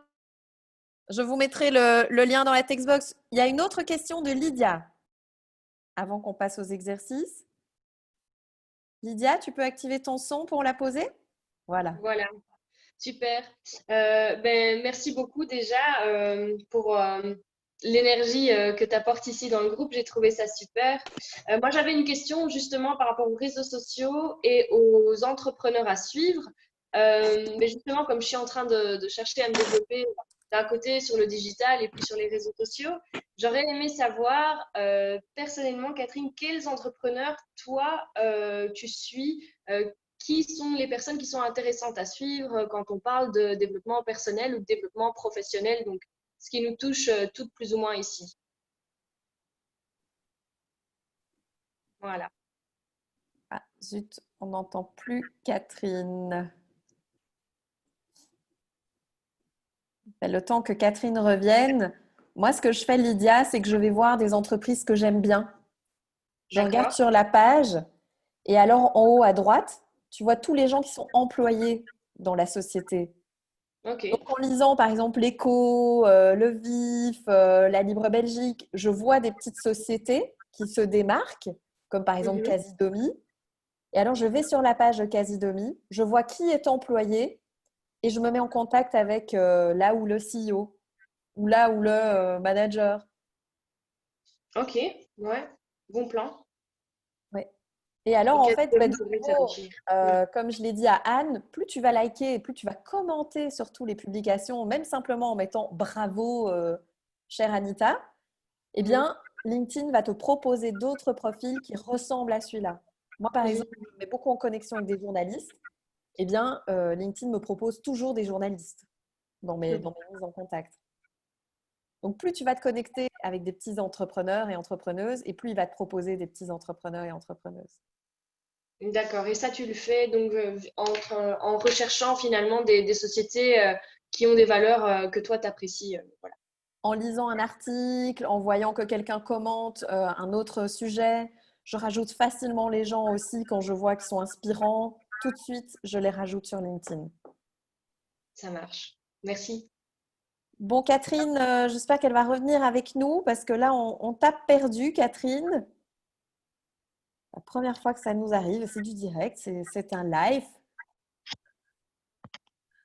Peut-être Catherine, déconnecte-toi et reconnecte-toi.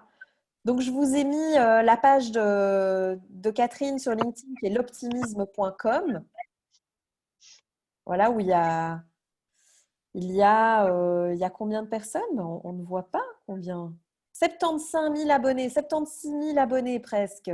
Ah ben, elle ne sait même plus combien elle en a. C'est énormissime. Ah voilà, elle s'est déconnectée. Est-ce qu'il y a une autre question pour Catherine déjà? Qu'on la prenne. Je vois qu'entre-temps, il y a Caroline Noël qui nous a rejoint. Oui, moi j'ai une question de savoir si elle est en train de plancher sur un nouveau livre, si elle a une nouvelle thématique et voilà. Si elle continue à écrire et s'il y a quelque chose qui arrive en magasin. Qu'on soit dans le secret des dieux.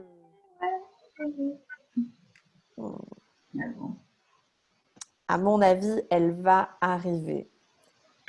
Bon, je vais déjà vous donner de quoi plancher sur le premier exercice. Donc, le premier exercice de Catherine, c'est que vous puissiez déterminer quelle est comment est-ce qu'on dit ça? Dire une image, vous savez, en coaching, je ne sais plus. Métaphore. Métaphore, j'allais dire une mythologie. Donc, à quelle métaphore vous comparez votre vie? Donc, il y a parfois des gens qui comparent leur vie à un livre, d'autres aux saisons.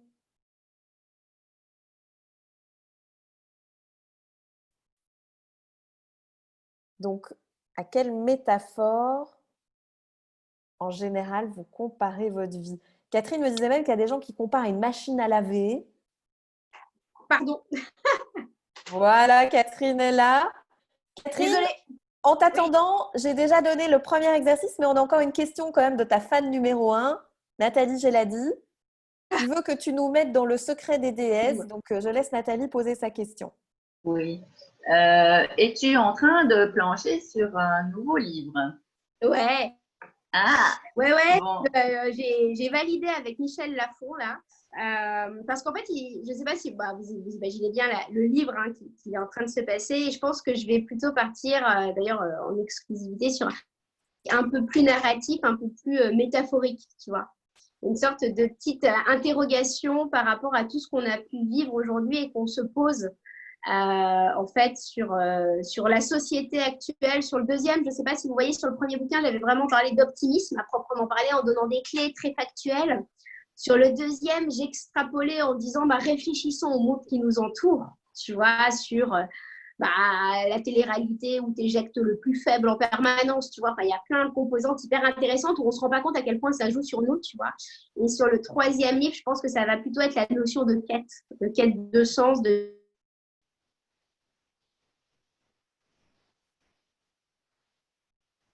Catherine, j'espère de nouveau que tu es bien avec nous.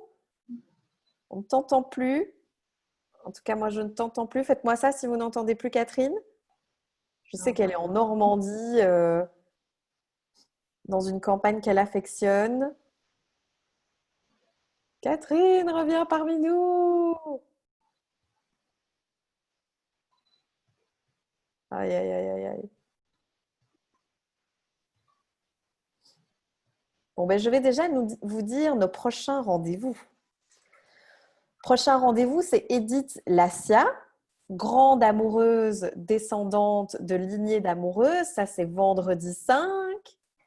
Mardi 2, construis ton premier tunnel de vente simplement avec Facebook, LinkedIn, des outils accessibles même pour mon fils de 7 ans et demi, votre téléphone, votre boîte mail. Et alors, nous démarrons nos lunchs de co-développement que nous avons testés. Le premier, c'est ce midi, mais il est complet. Et on va en démarrer un nouveau chaque semaine. Donc, si vous êtes intéressés, mettez-moi dans la text box que vous voulez rejoindre un lunch de co-dev avec nous. On l'a testé avec 10 femmes. C'est juste génial. Et donc, comme disait Catherine, dans un groupe, le QI est toujours supérieur à la personne la plus intelligente du groupe. Et en fait, on trouve des solutions pour vos challenges de manière très pratico-pratique avec un suivi bien orchestré. On a mis en place un process avec 2 WoW qui sont spécialisés dans le codev, dont Hélène. Merci Hélène.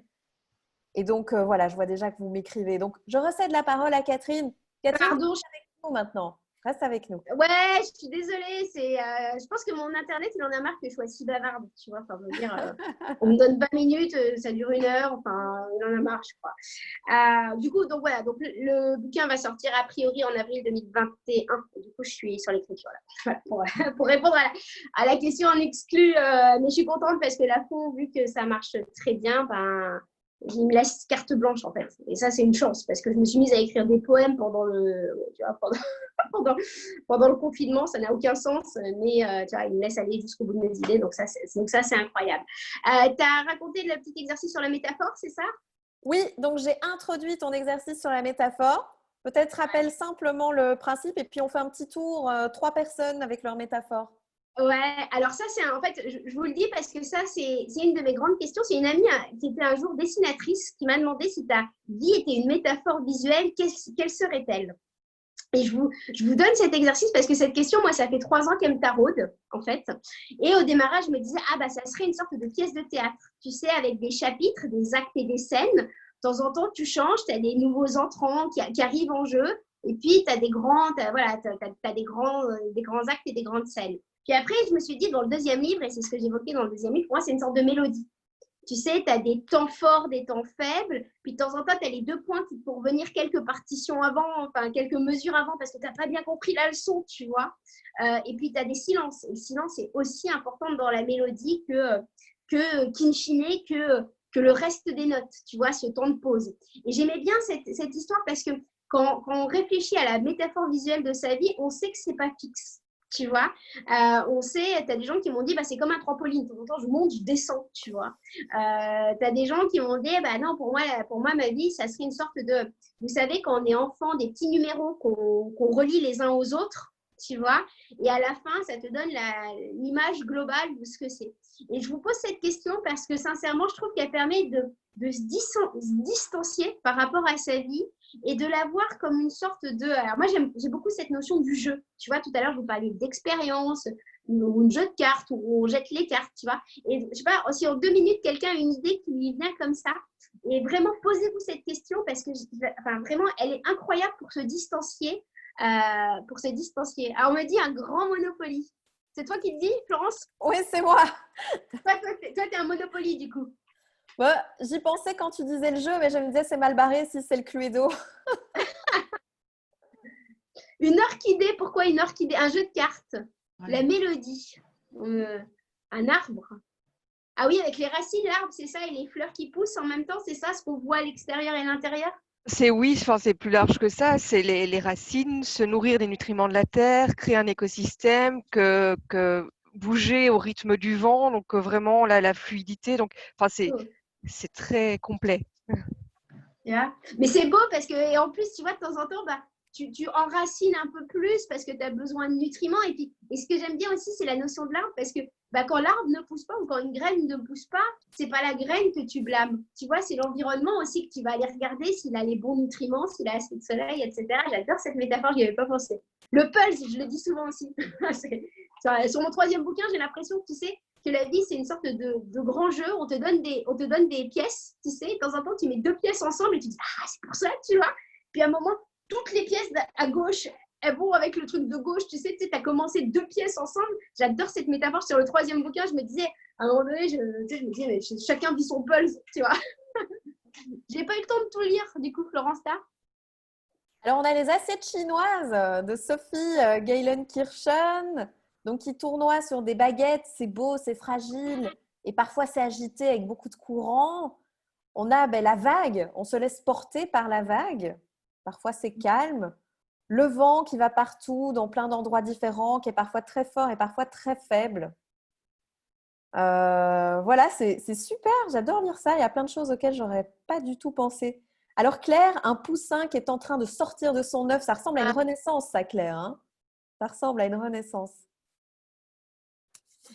Le torrent aussi, c'est pas mal parce que… Pardon. Non, vas-y Catherine. Non, je disais, j'ai vu torrent passer et c'est vrai que le torrent aussi, tu sais, de temps en temps, il s'accélère. Tu vois, il se passe entre, comment ça s'appelle, entre les roches aussi, il se dédouble aussi parfois. Enfin, il y a, sincèrement, cet exercice à aller chercher, tu vois, enfin, en allant creuser, je le trouve hyper beau et hyper ludique en fait et sans prise de tête à proprement parler. Et puis limite, si vous avez un talent créatif, essayez même de faire et demandez autour de vous. Franchement, je me dis en entretien d'embauche, je voudrais bien vous poser cette question. Je ne sais pas trop si ça marche, mais… Oui, ou à nos enfants, nos ados, notre compagnon, notre compagne. Alors, le deuxième exercice, Catherine. Ouais. Il y a 2 trucs qu'on ne m'a pas évoqués, qu'on me dit souvent, d'ailleurs, je vous le dis, c'est les montagnes russes. Tu sais, tu remontes lentement et tout d'un coup, tu as des loopings, etc. Tu redescends, etc. On me l'évoque souvent et je ne sais pas pourquoi on m'a évoqué vachement souvent le tambour comment ça s'appelle, d'une machine à laver. Tu vois, avec les cycles, tu sais, tout d'un coup, tu es dans tous les sens et puis ça s'arrête, etc., etc. Tiens. Donc, je sais pas, voilà. En tout cas, poser la question et en plus, ça lance des débats souvent. Et puis, ça fait réfléchir. Question de Susanna. Susanna, vas-y. On t'entend, voilà. Et mon micro. En fait, une image qui m'est tout de suite venue à l'esprit quand tu as parlé, quelle métaphore représentait, c'est Pénélope, l'épouse d'Ulysse, qui faisait sa broderie pour justifier le fait de ne pas devoir choisir un nouveau époux. Et en fait, je me dis, je m'identifie avec elle, mais je me rends compte que celui à qui j'attends, c'est à moi-même.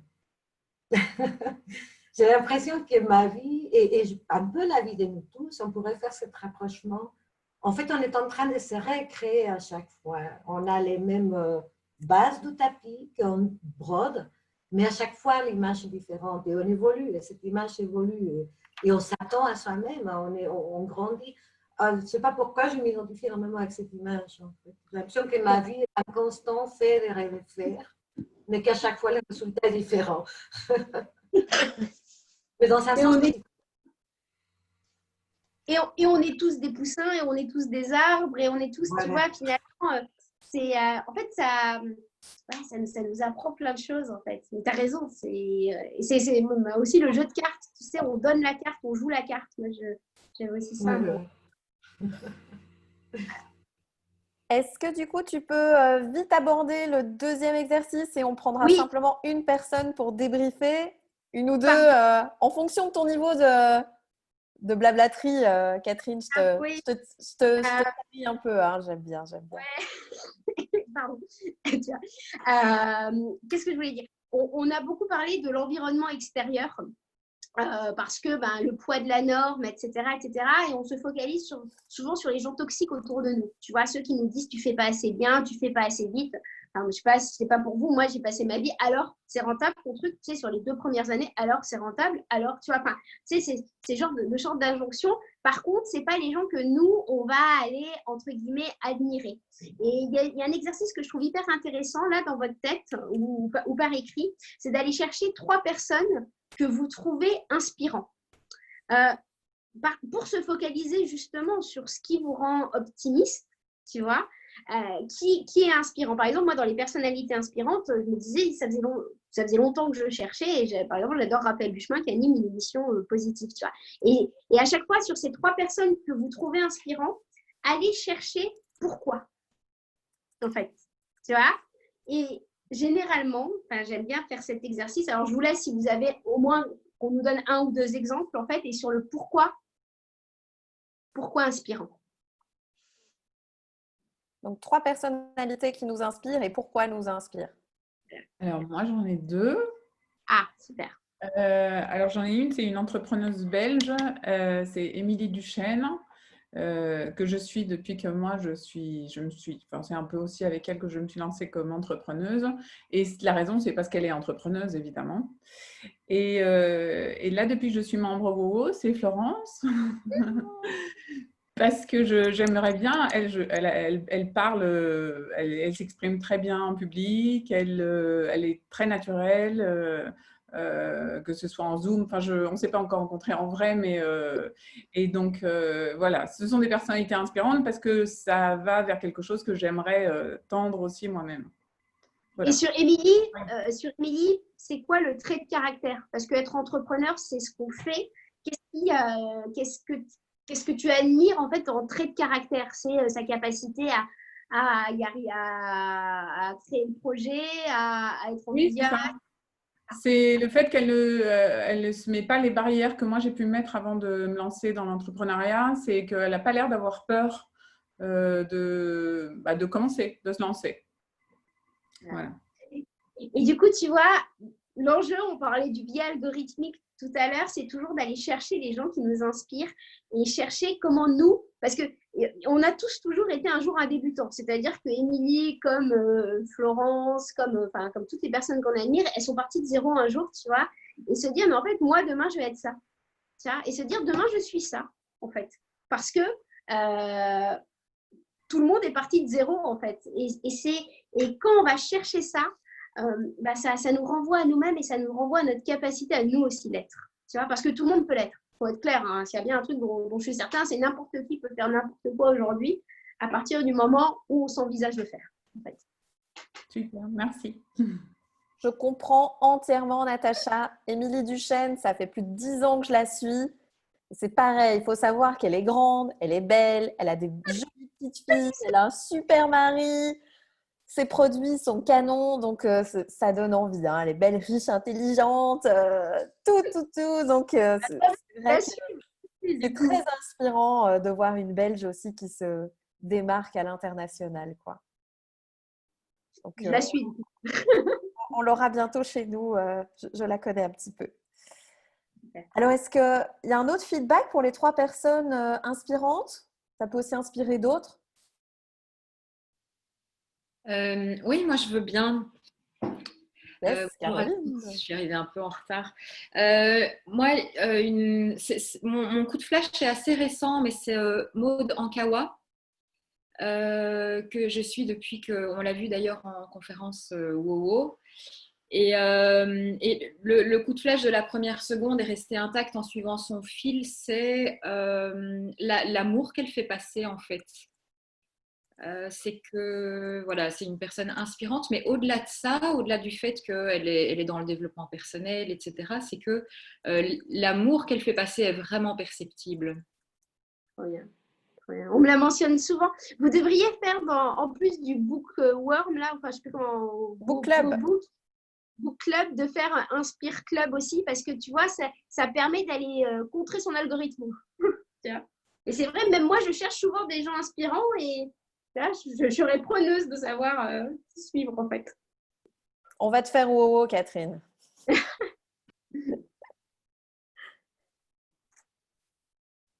Encore un autre partage? Mondokawa. Ah oui. Mondokawa qui est venu chez nous, en vrai, pour la dernière WoW Academy qui a eu lieu en vrai le 6 mars. Voilà. On était chanceux encore la recevoir. Elle est belge? Non, elle est française comme toi, Catherine. Elle a écoulé 200 000 livres de kilomètres zéro. Ouais, je vois bien. Je vois bien qui c'est. Voilà. On parle en fait maintenant. Ouais. Alors, on va passer à notre célèbre tour des je veux. Catherine, il faut savoir que nous envoyons un mail à toutes les participantes. On met toutes les adresses en CC, donc visibles, pour que les participantes puissent se connecter entre elles. Ok. Est-ce que, tu n'es pas obligée de me répondre tout de suite, tu peux réfléchir, mais du coup, est-ce qu'on peut avoir un contact vers, je ne sais pas si tu as une collaboratrice, une assistante ou un assistant? Non, tu peux le faire moi direct. Ouais, j'en connais une qui va t'écrire, c'est Nathalie. C'est plus 160 livres qu'elle va te commander, c'est 1000. Elle va envoyer à la terre avec tes bouquins. Mon mail, je l'ai mis dans mon livre. Ah, ben voilà. J'ai mis mon mail dans mon livre, en fait. Alors, effectivement, je ne peux pas tout lire, mais je lis ce que j'arrive à lire. Tu vois. Mais en tout cas, j'ai mis le lien vers ta page LinkedIn. C'est quand même presque 78 000, hein, Catherine, comme ça, tu connais tes chiffres. Ah oui? 78 000 abonnés à ta page LinkedIn, alors que nous, on est à presque 14 000. Donc, wow, franchement, génial. Donc, c'est sur Instagram que je fais vraiment LinkedIn et Instagram. Sur Instagram, ça m'appelle Ici on souriait. En fait, sur Instagram, je montre beaucoup l'envers du décor et sur LinkedIn, je suis quand même un peu le cul entre deux chaises, entre le B2B et le B2C. Tu vois, faut que je fasse du politique. Voilà, je fais un peu, c'est un peu plus. Je vais pas mettre une photo d'une tarte aux fraises. Ben oui, c'est deux réseaux très différents. Donc, c'est vrai qu'on est vraiment chanceuse chez WoW de recevoir des adresses mail et des contacts comme le tien, Catherine. Franchement, merci pour ta confiance. Donc, le tour des je veux, c'est exprimer en fait ce que vous voulez. Et ce n'est pas un je voudrais, ce n'est pas un je souhaiterais, c'est vraiment au présent parce que vous avez le droit de vous affirmer.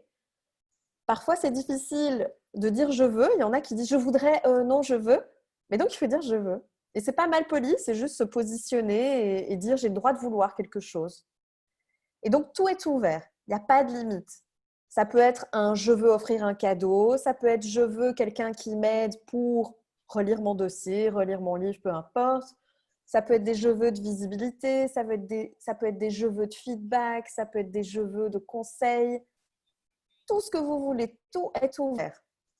Et Catherine, tu feras un je veux, s'il te plaît, avec nous? Bah, ça y est, moi, je sais ce que je veux faire. Ah, déjà, ça y est?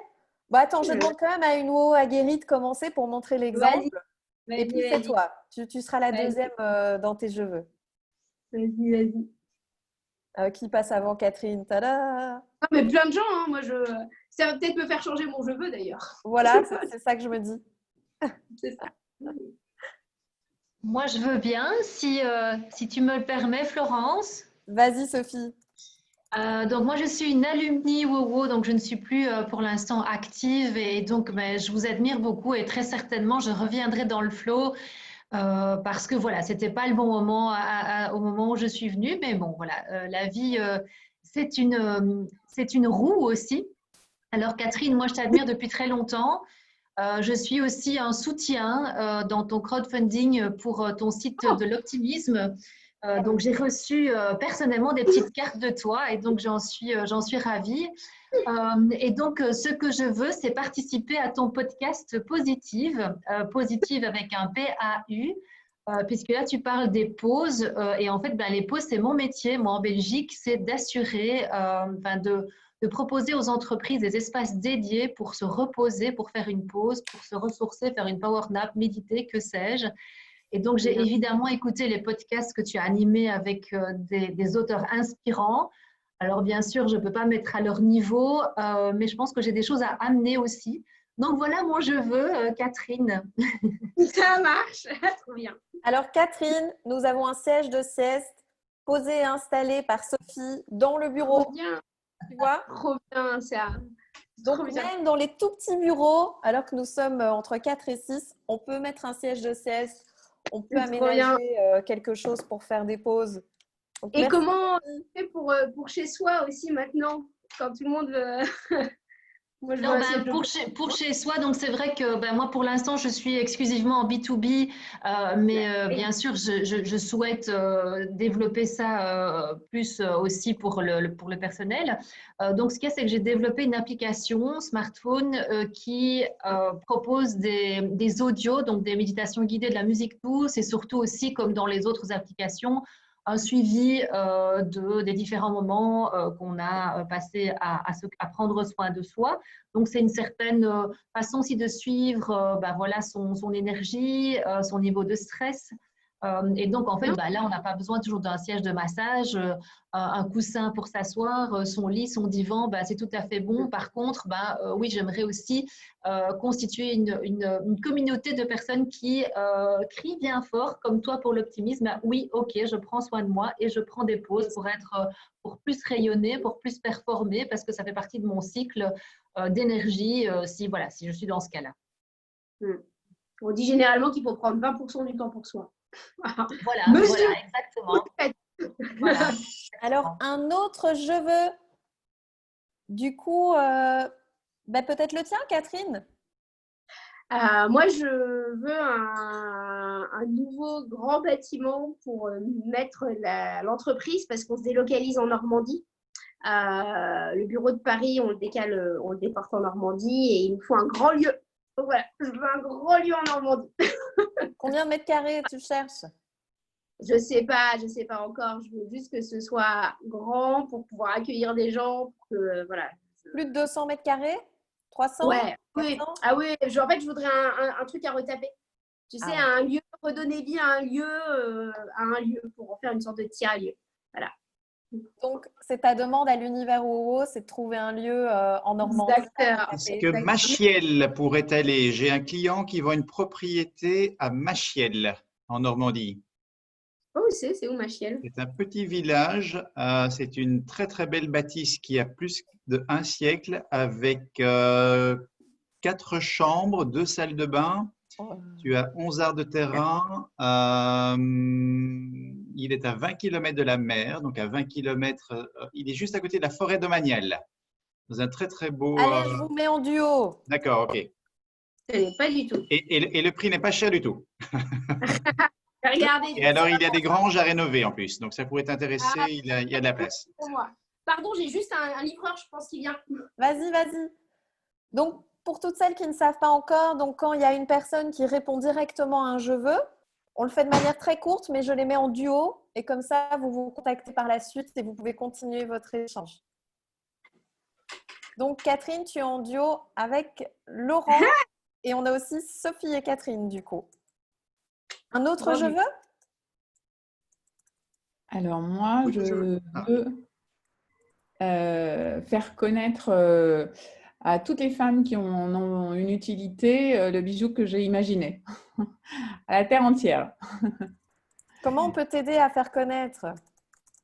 J'y travaille avec mes petits moyens, avec les réseaux sociaux. Donc en fait, la question, c'est comment nous, on peut t'aider dans ton « je veux ».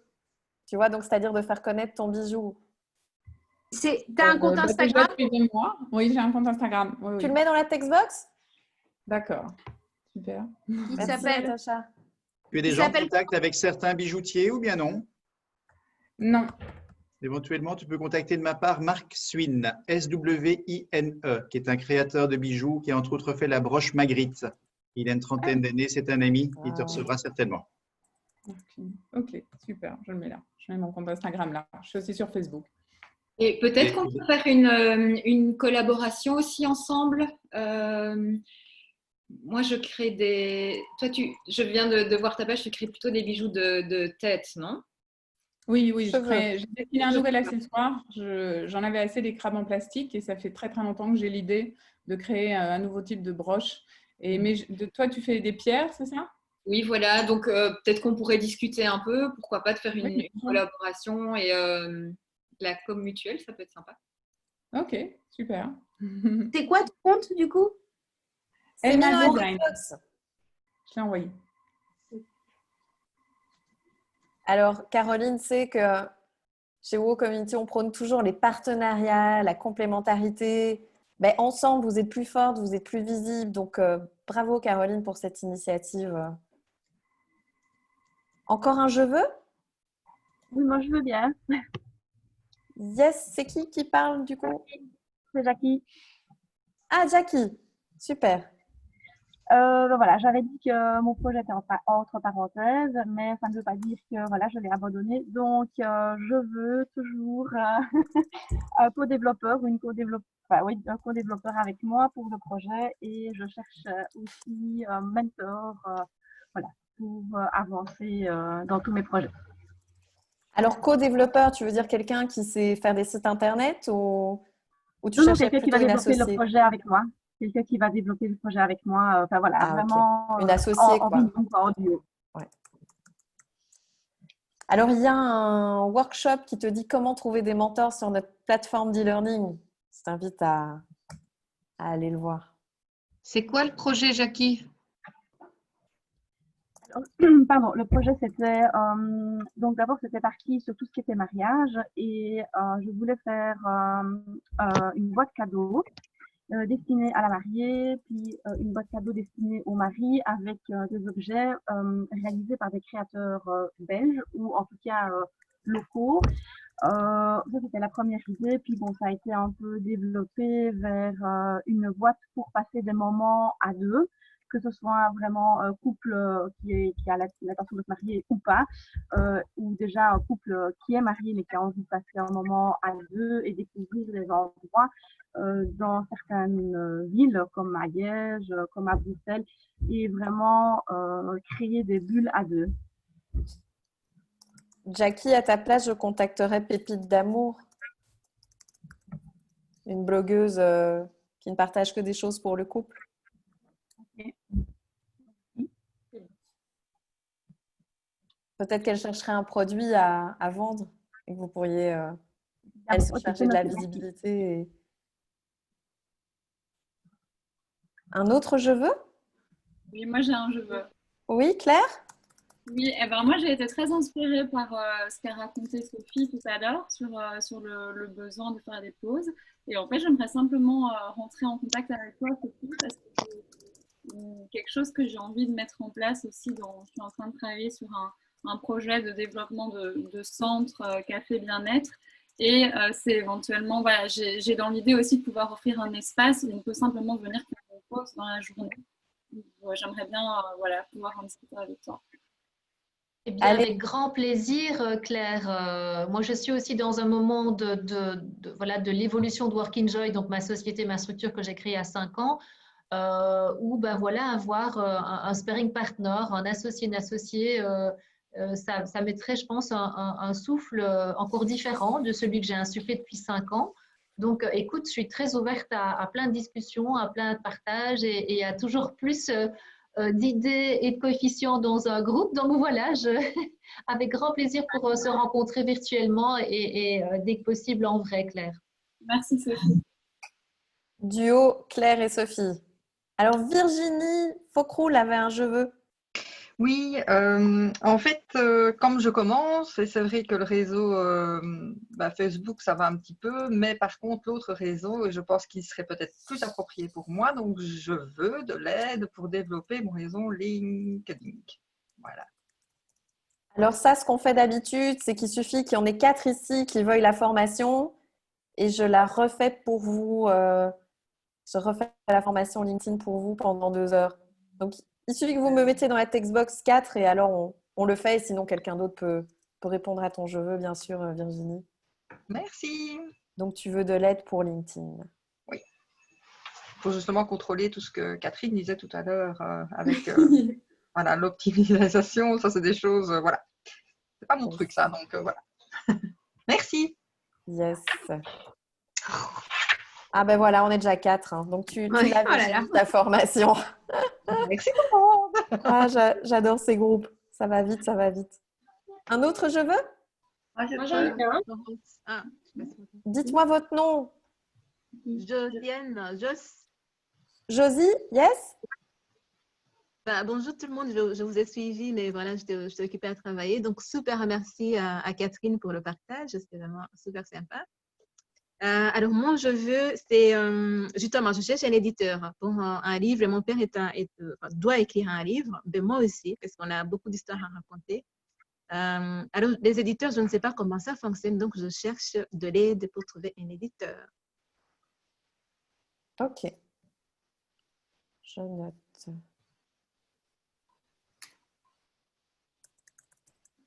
Donc, Vous avez des éditeurs belges?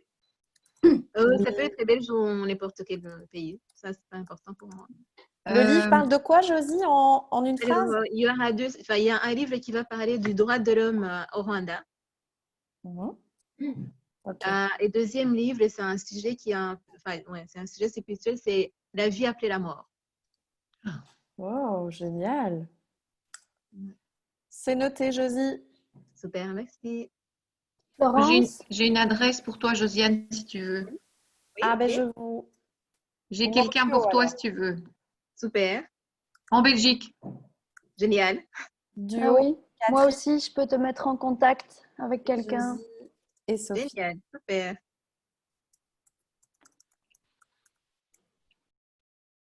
Super. Il y a aussi Susanna qui dit qu'elle connaît un petit éditeur belge qui est assez ouvert. Donc là, tu vas recevoir beaucoup de contacts.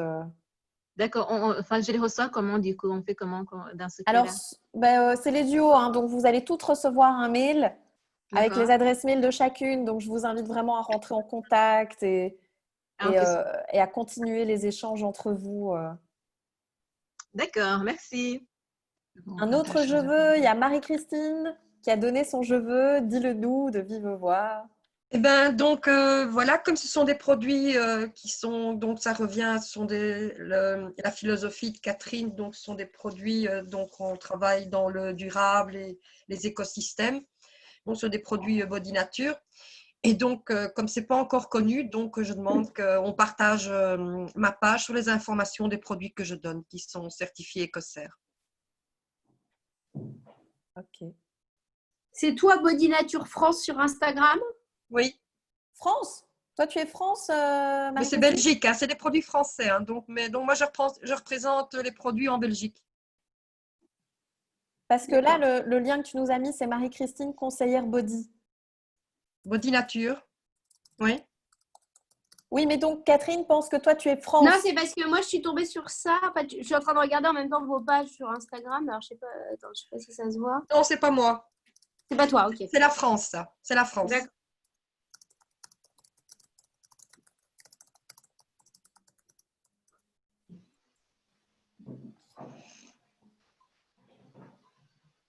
Alors, un autre je veux. Moi, je veux bien. Moi, je veux bien. Allez, Nathalie, je l'ai dit. Vas-y. Oui. Mais d'abord, j'ai peut-être plus une question de savoir si Catherine déploie des activités en dehors de la France. Et en l'occurrence, si la Belgique l'intéresse. Ah bah, en fait, pour l'heure, tu vois, je suis en train de vivre dans une sorte d'incertitude. Et je la vis pleinement, cette incertitude. Du coup, pour le moment, moi, j'ai fait des conférences Non, je n'en ai pas fait en Belgique. J'en ai fait dans plein de pays, mais je crois que je n'ai pas fait en Belgique. On va voir. Tu sais, c'est... Je ne sais toujours pas, en fait. C'est que j'attends de déconfiner pour le moment. Enfin, je sais pas, vous êtes déconfinés, vous? Oui, doucement, là, quand même. Doucement. Ouais. Tout ce qui est fait en France arrive avec une semaine plus tard chez nous. D'accord. Parce que bon, bah, moi, pour le moment, j'arrive même pas, j'ai pas de train pour aller à Paris. Donc, voilà. Une chose est sûre, je vais me mettre un peu plus au digital. Tu vois, avant, je faisais très peu de Zoom ou autre. Parce que j'aimais bien les conférences, voilà, mais je m'y suis mise. Donc, je pense que je vais déjà faire du digital. Et puis, dès que j'arrive à sortir de ma campagne, tu vois, voilà. À partir du moment où j'arrive déjà à aller à Paris, je pourrais peut-être aller faire des tours en Belgique. Alors, on a un duo Natacha et Katia. Natacha et Katia recherchent des bijoux de cheveux pour sa chanteuse, son artiste belge Sarina, qui est quand même assez connue. Donc, Natacha, ça va être une belle visibilité. Donc, duo Natacha-Katia. Et donc, Nathalie, je te laisse continuer sur ton je veux. Donc, moi, sinon, je veux devenir une ambassadrice en Belgique. Ouais. Oh oui. On se pose de plus en plus la question, tu vois. C'est dans nos pistes de réflexion parce que c'est pareil, hein, sur le territoire français ou le territoire belge, il y a plein de... C'est très grand, du coup. Mais envoyez-moi un petit message et nous, on est en train de le noter pour le moment pour savoir comment réussir à structurer tout ça. Tu vois, parce qu'on est tout petit, en fait. Donc, mais je veux bien un petit mail. Tu engages déjà 10 personnes, hein, Catherine. Donc, pour nous, c'est pas petit. C'est déjà très, très, très, très bien. C'est pas très grand. Comparé à la masse de travail, c'est pas très grand. On a un je veux de Laurent qui offre 3 analyses patrimoniales gratuites à réaliser courant juin. Un plan précis d'accompagnement qui sera proposé sans obligation à 3 WoW. Pour voir comment investir votre argent. Je sais qu'il n'y a pas de minimum requis pour Laurent. Donc, vraiment pour vous aider à devenir encore plus riche dans tous les sens du terme. Un autre je veux? Moi, je veux bien. Yes, Tuan. Coucou. Bonjour Catherine, bonjour Florence, bonjour tout le monde. Alors, merci vraiment pour ce workshop parce que moi, ça m'a énormément inspirée. Et moi, je veux 1 heure maximum d'entretien avec toi, Catherine. Parce que tout ce que tu as dit là, oser être soi, avoir confiance, travailler dans les enjeux sociétaux et grandir, en fait, ça s'inscrit vraiment parfaitement dans le projet que j'ai envie de lancer, mais moi avec les enfants. Et je me dis que les enfants, c'est le futur de demain. Et comme je ne te connais pas encore, 1 heure d'entretien avec toi. Trop bien. Tu as, comment ça s'appelle t'as donné mon mail du coup, Florence? Oui, on l'a sur le côté. C'est ton ambassadrice qui l'a donné. C'est Nathalie qui... Est-ce que du coup, alors dans ce cas-là, juste parce que c'est pas moi qui gère mon agenda, est-ce que tu peux noter rose@l'optimisme.com dans le chat? C'est elle qui gère mon agenda. Et en plus, elle s'appelle Rose comme la vie en rose, quoi. D'accord. Ça fait marrer tout le monde, mais c'est son prénom. Donc c'est Rose alors, ok. Ouais, en fait, c'est rose@l'optimisme.com. En fait, moi, je gère... j'appelle les gens naturellement ou je réponds au téléphone, mais si c'est faut foutre un truc dans un agenda, je suis nulle. D'accord, c'est noté. Et Rose, merci Catherine. Rose, elle le fait. Du coup, d'accord. En lui disant merci beaucoup. qu'on a papoté ensemble et elle te file mon numéro et on se dit une date. D'accord, merci beaucoup. Et juste, je mentionne le bouquin de François Tadei sur apprendre au 21e siècle. Qui est un super bouquin en matière d'éducation sur l'apprentissage de demain. C'est le fondateur du CRI, du Centre de recherche interdisciplinaire. Merci Catherine. Merci. Merci à vous deux. On a une recommandation lecture en plus. Un autre je veux? Je veux bien, moi. Yes, c'est Lydia? Oui, yes. Voilà. Moi, je veux quelqu'un qui s'y connaisse en e-book et sur le programme Canva pour relire en tout cas la première partie de mon projet de e-book qui s'intitule « Comment être en paix avec l'alimentation ». Je travaille j'essaye d'harmoniser le rapport à l'alimentation de beaucoup de mes clients. Donc, j'ai décidé de compiler tout ça dans un petit e-book et j'aimerais de l'aide. Moi, je peux te conseiller notre WoW qui suit le programme VIP comme Hélène qu'on a entendu au début et qui a sorti son e-book, Valérie Châtel. Valérie Châtel, ok. Elle vient de le sortir, elle est super inspirante et je suis sûre qu'elle te consacrera un peu de temps s'il n'y a personne d'autre qui répond à ton duo pour t'aiguiller. D'accord. Super, oui, j'ai son nom. J'imagine que je la trouve peut-être dans les CC quelque part. Ouais, sur le WhatsApp, partout sur le Facebook, elle est très active. Ok, cool. Merci beaucoup. Un autre je veux?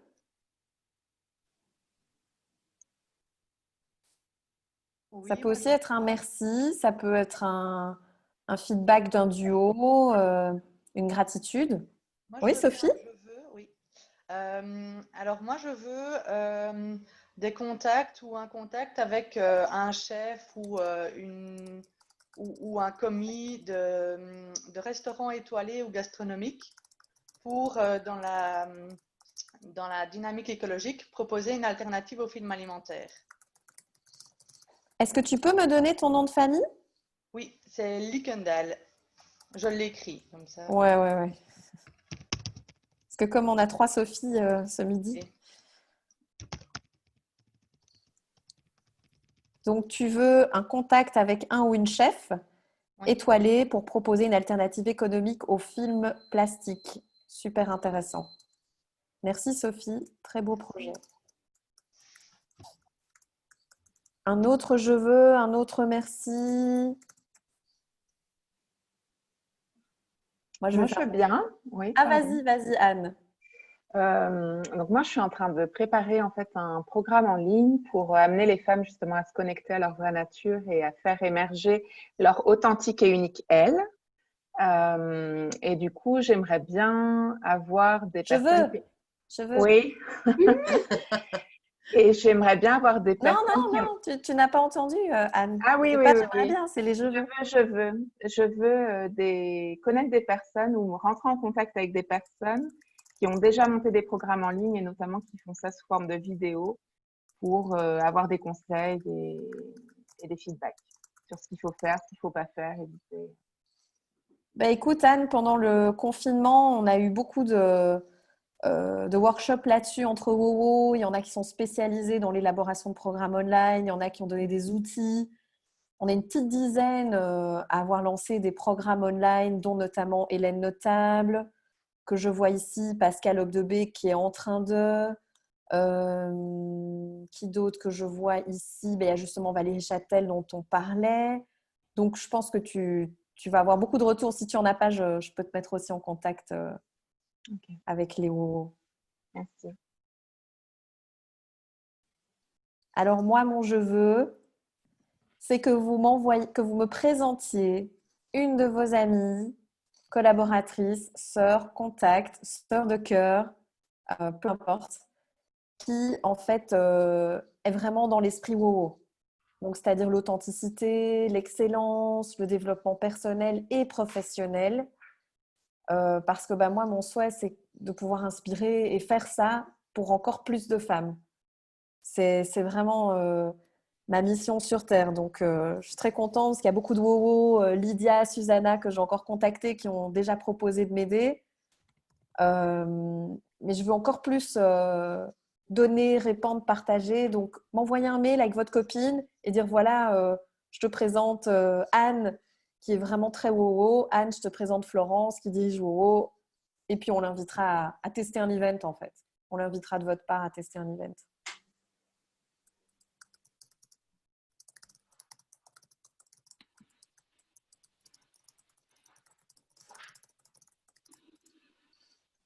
Encore un je veux, un merci.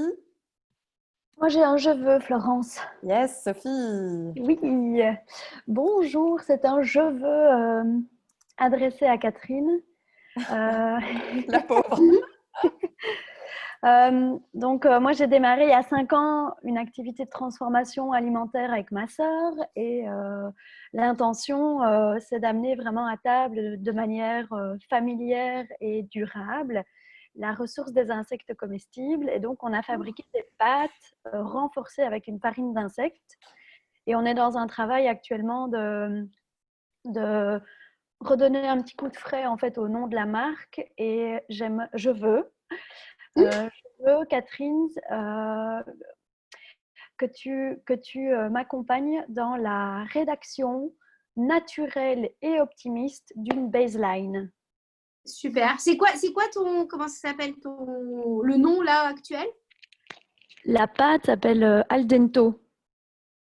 Je te trouve sur Instagram par exemple? Alors, Instagram c'est aldento_sisters. Attends, bouge pas.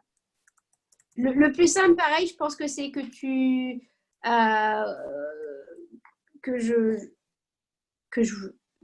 vais plutôt, je vais faire un truc plus simple en fait, plutôt qu'embêter Rose, je vais marquer mon numéro de téléphone et envoyez-moi un texto. Et parce que je passe beaucoup de temps à faire du bricolage en fait en ce moment et j'appelle les gens quand je suis dehors parce que sinon je capte pas à l'intérieur. Du coup, j'appelle direct et on papote en ligne. Je pense que c'est vraiment le truc le plus simple à faire. Alors, il faut juste que je trouve comment je marque mon numéro. C'est où la conversation? Pardon. Textbox. Ici. Ah, ça y est, j'ai trouvé. Merci. Envoyez-moi un petit texto, en fait, Et comme ça, je vous rappelle au fil de l'après-midi, tu vois, ou aujourd'hui ou Génial. demain. Parce qu'en fait, je passe beaucoup de temps à bricoler. Et c'est vraiment des trucs qu'il faut aller à l'oral, en fait. Tu vois. Oui, Tout à génial. fait. Je vous ai mis mon téléphone. Oui. Et pareil, hein, pour tout à l'heure, plutôt qu'envoyer un mail à Rose, m'envoyer directement un texto et comme ça, j'appelle. C'est bien noté, Catherine. Merci beaucoup. C'est plus simple. Tu utilises WhatsApp? Oui. Ouais, Ok. j'utilise WhatsApp, mais alors en fait, il faut savoir que si je suis à l'intérieur de la maison, je ne capte pas le téléphone, et si je suis à l'extérieur de la maison, je ne capte pas WhatsApp.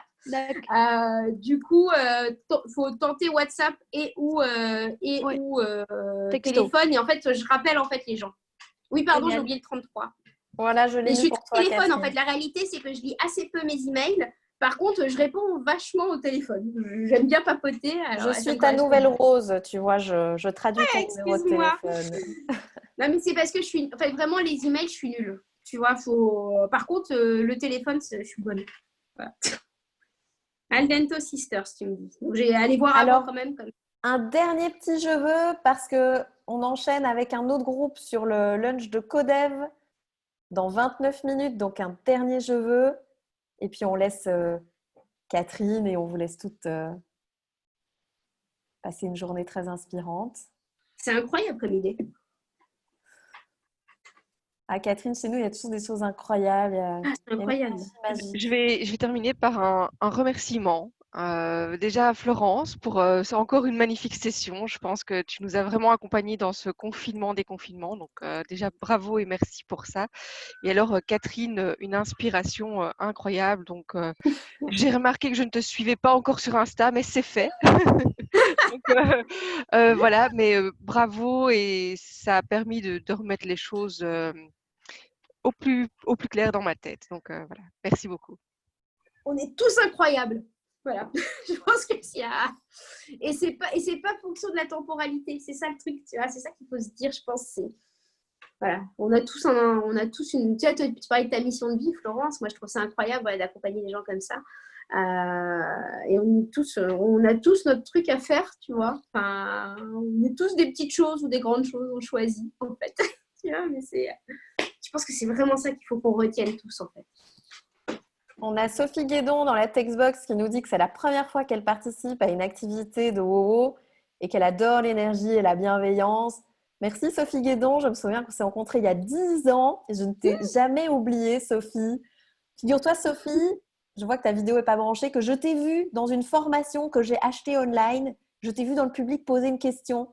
Donc tu vois, je te vois alors que tu n'es même pas au courant, Sophie, donc trop drôle.